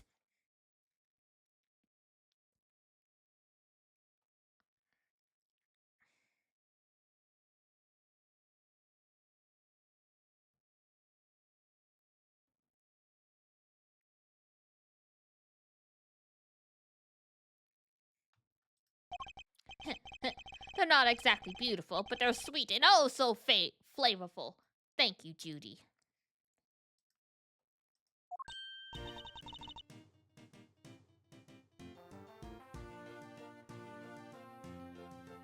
I'm so glad you like them.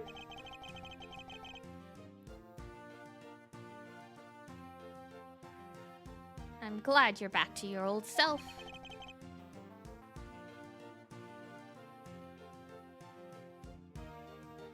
My apologies, friends.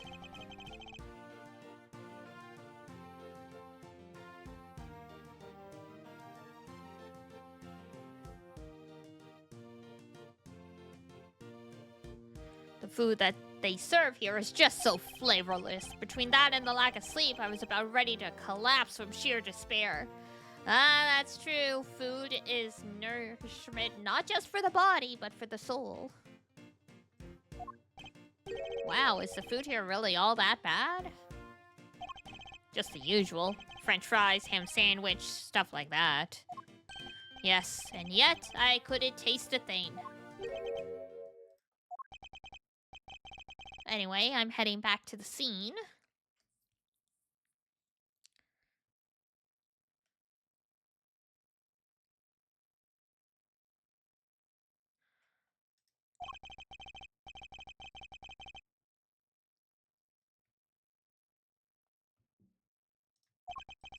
Oh yeah, you were right about the victim's identity. Frost worked as a sculptor in France, where he was known as Paul Halik.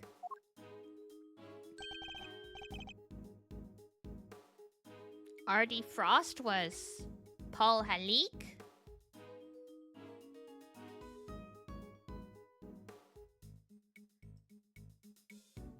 Artie Frost was Paul Halik? I would never have imagined. Poor Mr. Halik. So the famous French sculptor wasn't a Frenchman after all, huh? Well, you don't know that. This all would certainly explain why Mr. Halik was such a recluse and refused to show his face in public.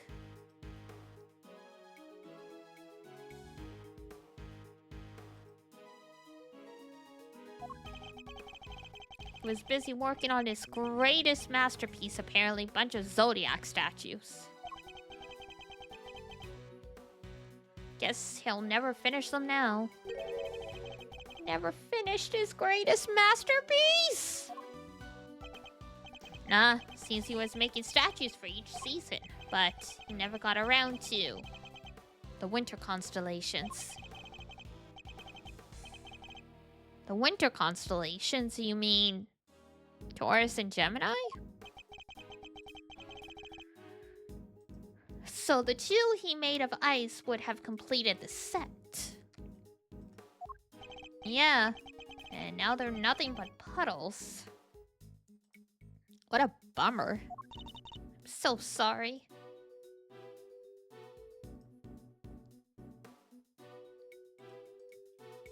Oh no, Miss Bound, I wasn't blaming you! one last thing. Seems he had himself a bit of a spending habit when it came to his work. Every statue cost him millions to make. Sheesh. Well, art ain't cheap, which means he was always strapped for cash. We're checking to see if there is any chance someone called in a debt. I guess not even famous artists are, safe from money problems.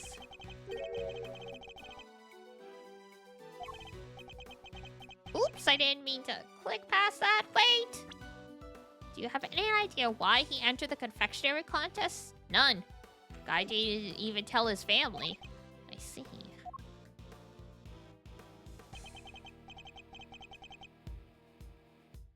Alright. I really gotta get going. I'll go fetch another guard, but I can't be hanging around here any longer. Understood, Detective. We'll see you again shortly. And out he goes.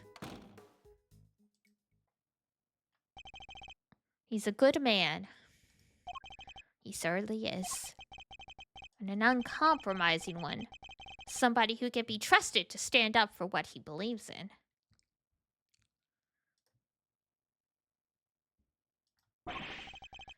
And to scare the pants off anybody new he meets. Wow, rude. Huh. Now, you were going to tell me about what you learned yesterday? Of course. Allow me to give you a full report.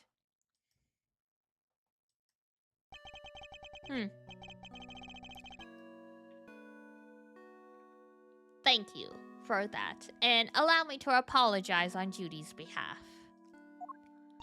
I'm so sorry.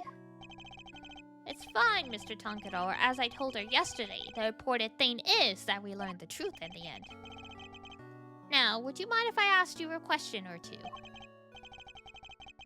By all means, I'll gladly share all that I can.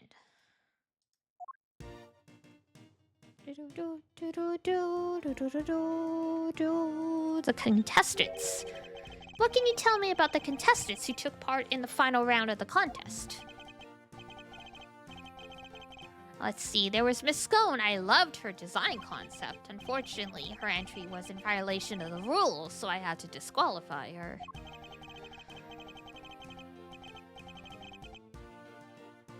Mr. Gusto's creations were a perfect balance of flavor and design, at least up through the semi-final. But disappointingly, his entry for the finale was subpar on both counts. And there was actually something a little unusual about his entry for the semi-final as well. Which was... it tasted identical to Mr. Frost's. Oh no. He's stealing works. It may have looked different, but I could have sworn I was eating the same thing. Huh? What exactly did his work look like? Oh, there should be a photograph back in my mansion. I'll show it to you later, Mr. Edgeworth. Much appreciated, Miss Bound. But Mr. Frost's entry for the finals, that was truly sublime. So you were able to finish judging it, even though his body had been discovered in the meantime? Yes, I wasn't aware of what happened until after I'd completed my assessment. Mr. Frost wasn't in his room when I visited, so I took the liberty of sampling a bit. Part of the liar, I believe. Never tasted anything like it. It was a dream. I was so moved that I burst into song.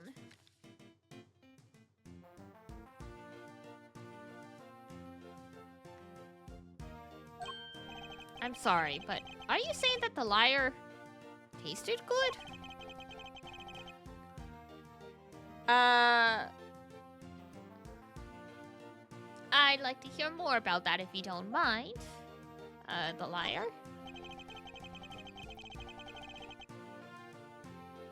You're quite sure it was the liar you tasted when you sampled Mr. Frost's work? I'm certain of it. It was part of the Gemini sculpture, which was the only sculpture in that display case. Mr. Tungador, would you mind taking a look at this photograph for me?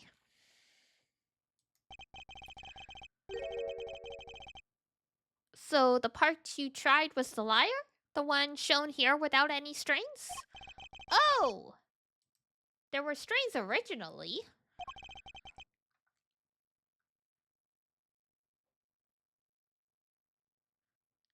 That was the part I ate.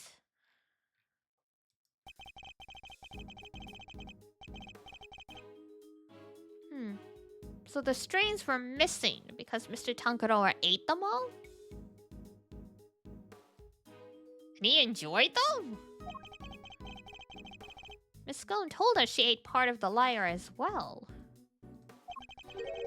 But she said it was far too salty for her to finish. Then it's true! The truth is, I've suspected for a while that there might be something wrong with my sense of taste. Oh, that's not good. Something wrong? How so exactly? There's a disorder characterized by an inability to detect salty flavors.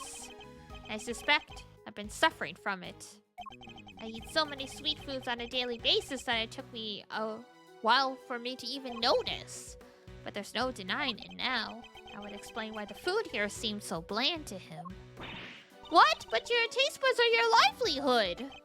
Even if there was some long-term treatment option, I highly doubt a total cure for your condition exists. Nevertheless, you should put in a request to the police for a proper evaluation.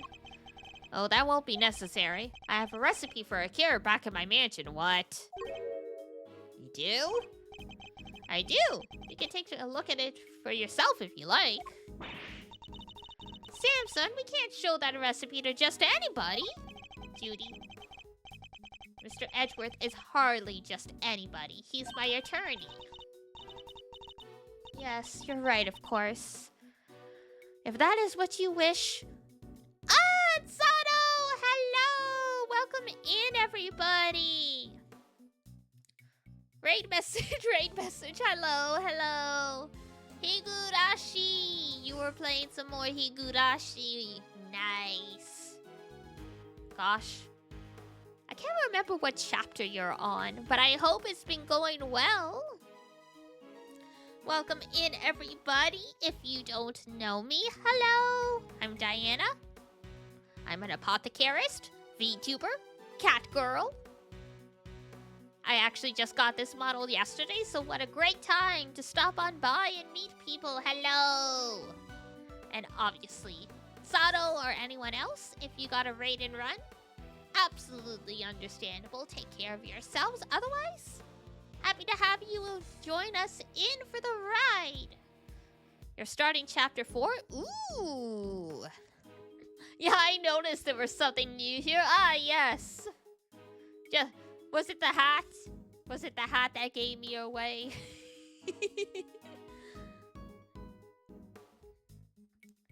So we're right in the middle of Ace Attorney Investigations 2. This is a case where we're investigating the murder of a contestant at a confectionery contest. So right now we're interviewing the suspect, the dude with the afro and the white hair. It was the hat, I knew it. The hat. I love the hat, but it definitely gives things away. Not the totally different art style or the fact that my bangs grew like 6 inches overnight. I'm glad to see everyone's doing well. What on earth is this secret recipe for a miracle cure that they've been hiding? Oh yeah, he's like, oh yeah, I might have. Oh. I forget what the disorder's called. Hypo something? But basically this guy can't, taste, salty things. And then it's like, oh yeah, don't worry.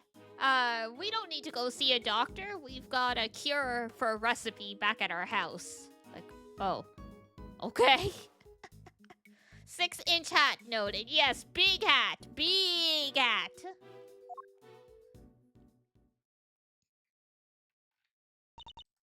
Well, I suppose I should be getting back. All right, we'll be right behind you. Judy? Yes, Samson? There's more to life than just me. Please, Judy, think about the life you want to live, because I won't always be around. Don't say that! Without you, I don't even have a life to live. So I'll be waiting right there at the mansion until you come home. Now, if you'll excuse me. Yeah, she's his adopted daughter. Wait, Miss Bound! Judy. Whoa, she seemed really upset. I thought I saw tears in her eyes. Why'd you even say all that to her? Because I worry about her. She can't keep putting my needs ahead of her own. What do you mean? The Halik collection, the candy making. It's all because she thinks these things will make me happy. She never thinks about what she wants, what she likes. I just want her to be her own person and to choose her own destiny. The last thing I want is for her to miss out on all that life has to offer because of me. I guess that makes sense. He really does see her as his own child. What parent wouldn't want their child to walk their own path? And what parent wouldn't do everything they could to protect them? I know exactly how he feels in this moment. Oh yeah, if it's not obvious for those who don't know the games as well, this Gregory dude is Miles Edgeworth's father. So if you've never played the games but saw some artwork, he is the gent that's always in like the red suit with the cravat. So this is like a case where they're flashing back and forth between the past and the present. So right now we're running around with Edgeworth's dad. You have played the first one. Okay. So interestingly, Edgeworth's father died in like, you know, the DL6 incident or whatever it was called, right? So we are investigating the case that was actually indirectly involved. So this is like the IS7 incident. This was the case that was on trial when Von Karma and Gregory were in court together, and then, you know, Gregory ended up passing away immediately afterwards. So this was directly before. So excited to see that the guy that was franked before the series started. Yeah. Poor guy. And yes, he is, what is it? They said he's like 35? He looks a little older than he actually is, too.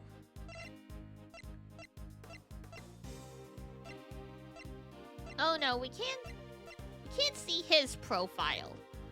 But yeah, this was 18 years ago, so I mean, we can pretty safely assume he was in his probably mid-30s.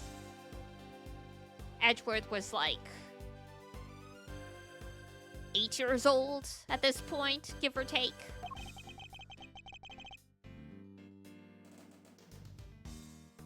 But it's like, darn. You're like in your 30s and you're like, you've got so many wrinkles, you poor fella. You've lived a hard life. We should be getting back to the scene of the crime. Oh, you're leaving?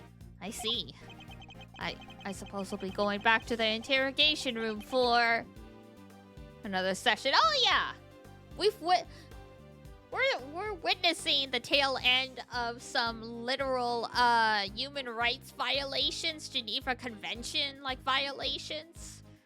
Because this guy's hair was black yesterday. They put him in the interrogation room and they're not letting him sleep. I'm like, okay, cool, war crime violations. Wonderful.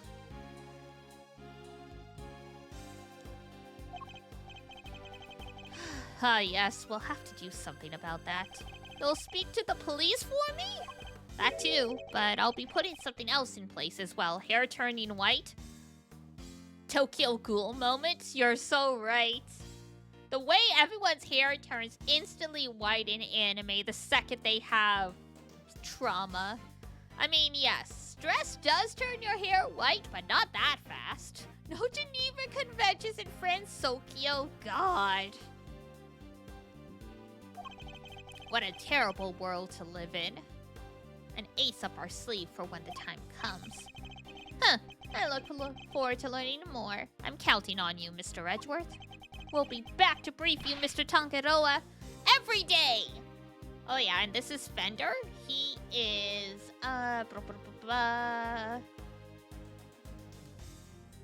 what's the word I'm looking for? He is basically the equivalent of Maya to Mr. Edgeworth. He's the 17-year-old plucky sidekick kind of character. He's an assistant at Edgeworth & Co. law firm. And in the future, like in the present time, he himself is actually one of the senior partners at the Edgeworth & Co. law firm. So yeah, I guess after Edgeworth passed away, they decided to just keep the name as is.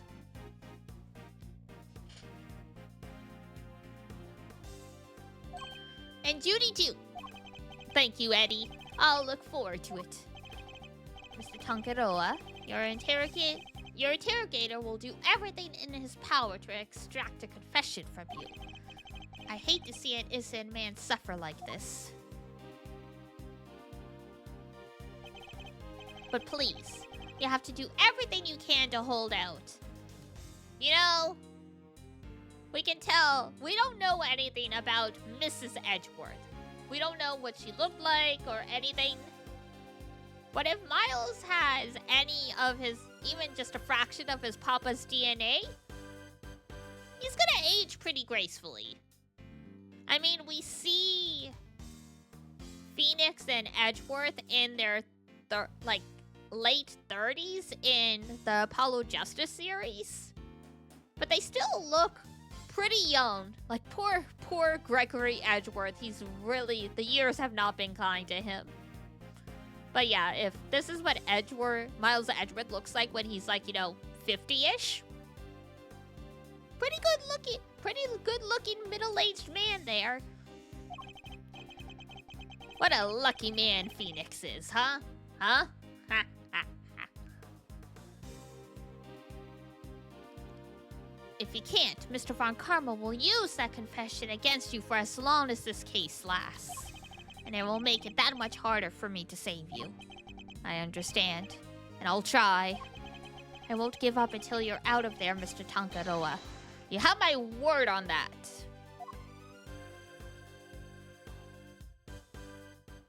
Dun dun dun dun.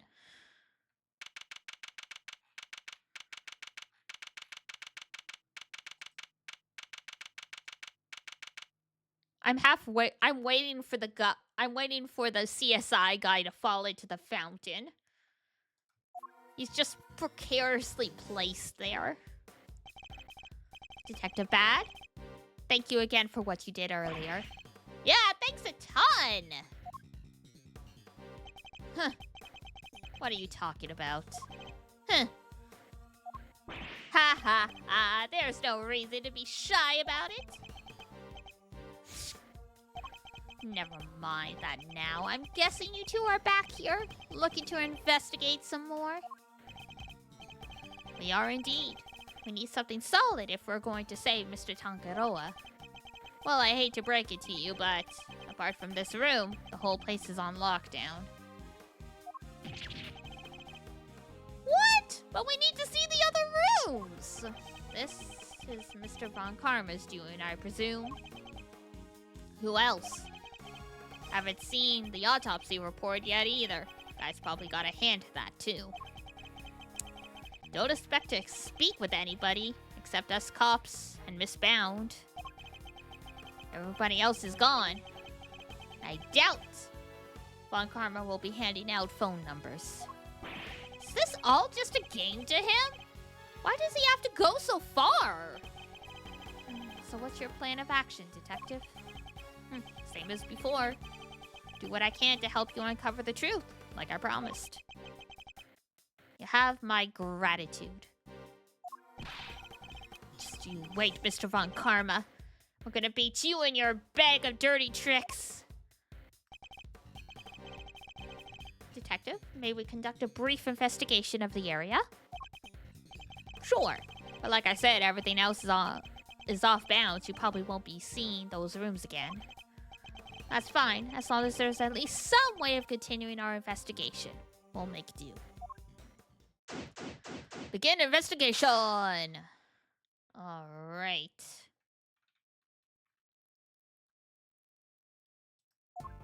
What time is it? 9:37? Okay. We'll do a little bit of investigating, and then I'll start wrapping up in like 10 or so minutes. 10 p.m. my time is the absolute latest I can stream on a workday.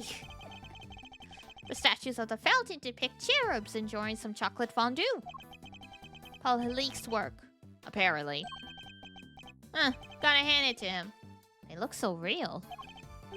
Detective, are you saying you have personally seen cherubs before? Attorneys. Always poking holes in people's words. What? Did I do something wrong? Oh my god. I've done that to my friends before. Where someone's like, this tastes like soap. I'm like, so you've eaten soap before? No, it's like, no, I just know it tastes like soap. I'm like, but how do you know what soap tastes like if you've never actually tasted it? Did someone tell you how soap is supposed to taste? Did they eat soap?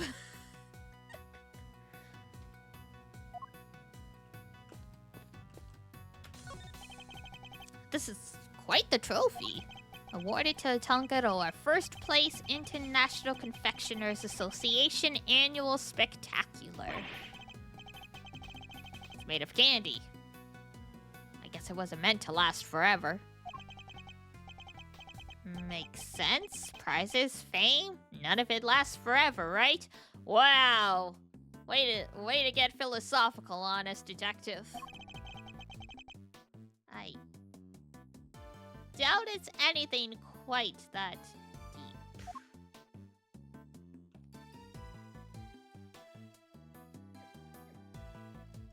It's like, you're reading too far into this, sir. These trophies all belong to Mr. Tangaroa. But they're not all for confectioner's contests. Some appear to be for charity work. Guy did everything, apparently.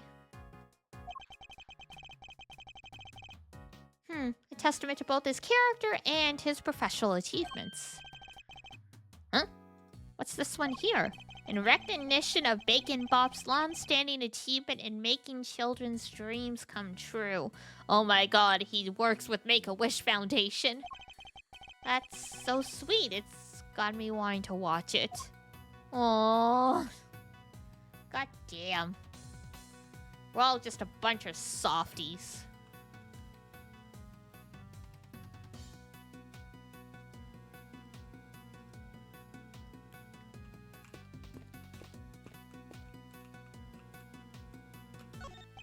It's a Christmas tree made from candy. It's made from candy? These candy statues have everybody on edge. If ants get in here, that's our scene ruined. Yes, it would be pretty disastrous, I suppose. Yeah, I guess that's something to... Yeah.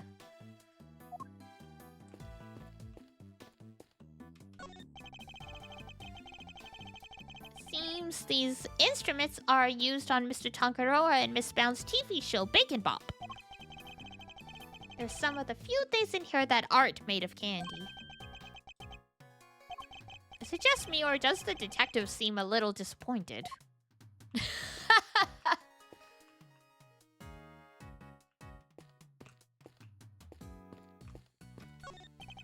There's a lyre here, and some maracas designed to look like ice cream cones. They're so well made that it's hard to tell what's candy and what's not just by looking. to reach out and touch them. But then I'd be disturbing the crime scene.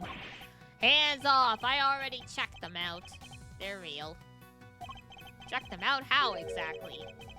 Did you manhandle vital evidence, detective? I didn't touch them. Not with my hands, at least. Did he? Never mind, I don't want to picture it. Oh my god, he licked them! No!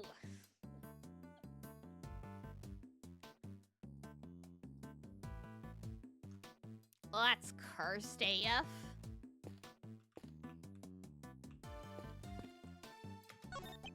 Miss Bound, we're here to continue our investigation. Oh! Mr. Edgeworth, I'm so sorry about earlier. She's still looking kinda down in the dumps, Mr. E. She must be have been greatly taken aback by what Mr. Tangaroa had to say.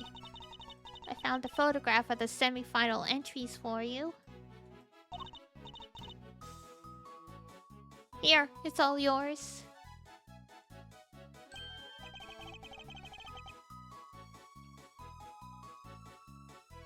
Huh.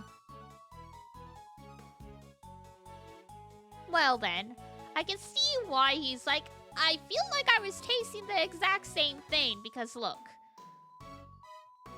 The beak, the horn, the feathers, the mane and tail. And then the flowers are the same color too, as is the fruit. He copied his homework.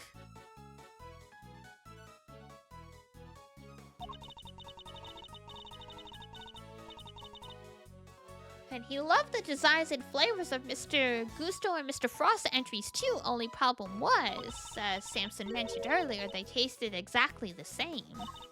However, their respective entries for the finals tasted nothing alike, it seems. Was there anything else of note that changed between the semi-final and the final? Nothing major. But I guess there was one thing. Mr. Gusto's son was always here with him throughout the contest. But he was nowhere to be seen during the final. Why would his son come and hang out at a contest venue of all places? I don't know. Why did your son come and hang out at the courthouse? You sure you're happy for us to keep hold of this? Of course. I hope it helps with your investigation. Semi-final entries added to the court record. Oh, and I also have the book containing the recipe for the cure Samson mentioned. Huh, we've seen this book before. It was in the chocolate frame in Mr. Tangaroa's room. That's right, he put it on display there so everybody could see the grand prize. What? The cure is in the ultimate cookbook? So it's not a book of dessert recipes, I take it? Oh no, we told the contestants, of course, but I guess nobody told you yet. So the contestants all knew what the ultimate cookbook was this whole time.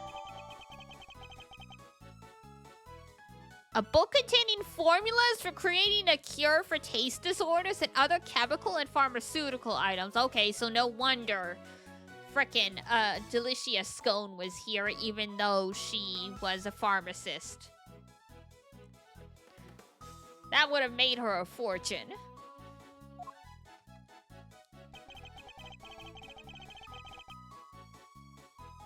I'd like to hear more about the cookbook if you don't mind. Alright, the ultimate cookbook. Not to be confused with the ultimate chef. So if I understand correctly, the ultimate cookbook is actually a collection of recipes for different medicines? Exactly, or rather totally new medications that haven't made it to market yet, to be precise. To the right buyer or pharmaceutical company, for example, it would be worth a fortune. But why make that the grand prize in a confectionery contest? Mr. Tangaroa is the sole heir to the Takaruma family fortune. Perhaps you've heard of the Tangaroa Group? The Tangaroa Group? Yeah, I think I've heard of them somewhere. It's a major pharmaceutical corporation. Sells all kinds of pills and poisons. the new Cold Killer Pro has been making some real waves since it went on sale. Cold medicine making waves. I always reach for a cold killer when I'm feeling under the weather, which is never, as far as I've seen. I'd like to hear more about the Tankadora group if you don't mind. So, did Mr. Tankadora not want to take over for his parents to go into the family business? No, he preferred the idea of making people's lives better through the power of confectionery. Well, they do say that food and medicine are cousins.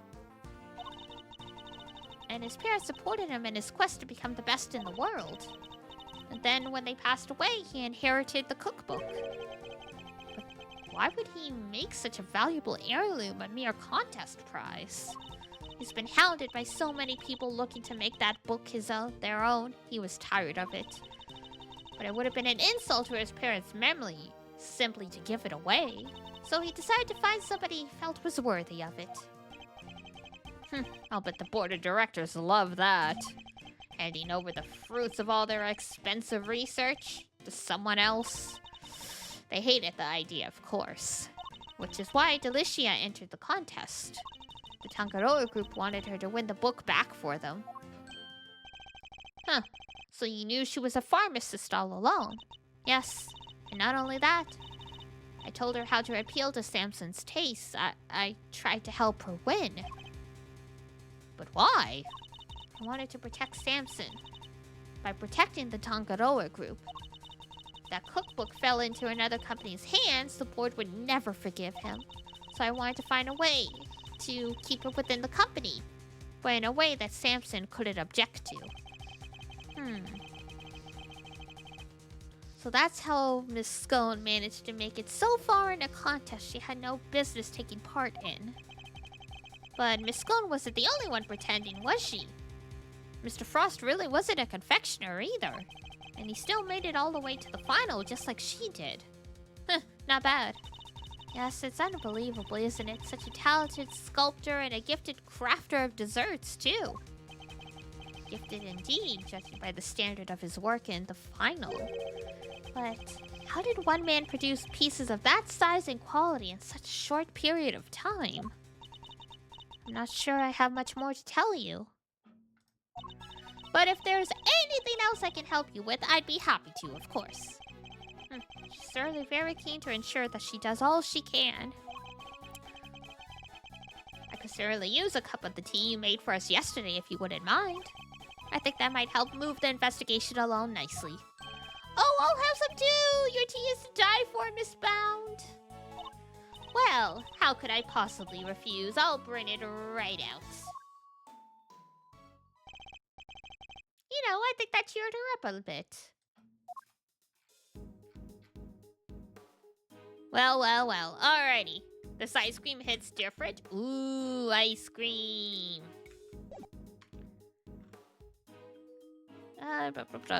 Where's the save? There we go. Boop. Yeah. Alrighty. Ta-da! That's it for today. We've made some good progress in this case. We got through like 2 sections.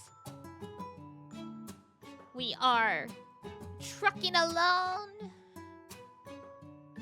Comfy day or nay? Always comfy day. Alright, since I did a super long stream yesterday, I'm taking a break tomorrow. So no Wednesday stream. I know, it's gonna throw everyone off. My bad. Such is life, I suppose.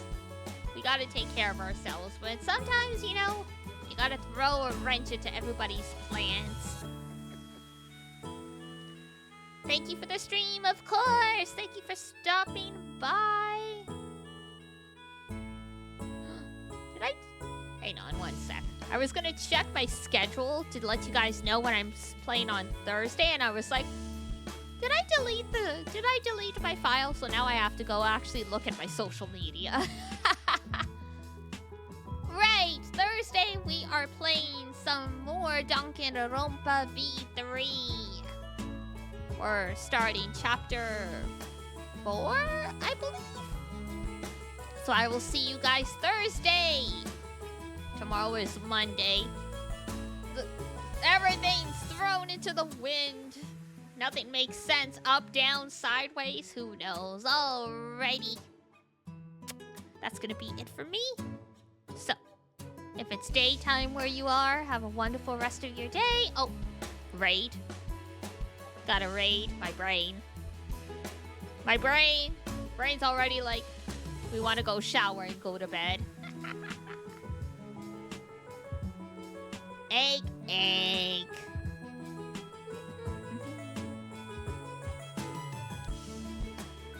Oh, we haven't raided this person in a while. Alrighty, let's go see Sanguini Penguini. He's playing Uma Musume. Alrighty, so for reals now, that's it for me. Alrighty, here is Raid. And here's Discord. If you want to keep up with us when we're not streaming, choo time, choo. Alrighty, that's it for me.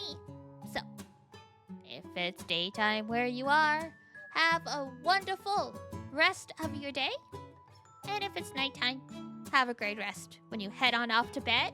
Thank you for the raids, everyone. And I will see you next time. Take care of yourself. Wash your face, brush your teeth, eat a good food. And I will see you next time. Bye-bye. Bye-bye.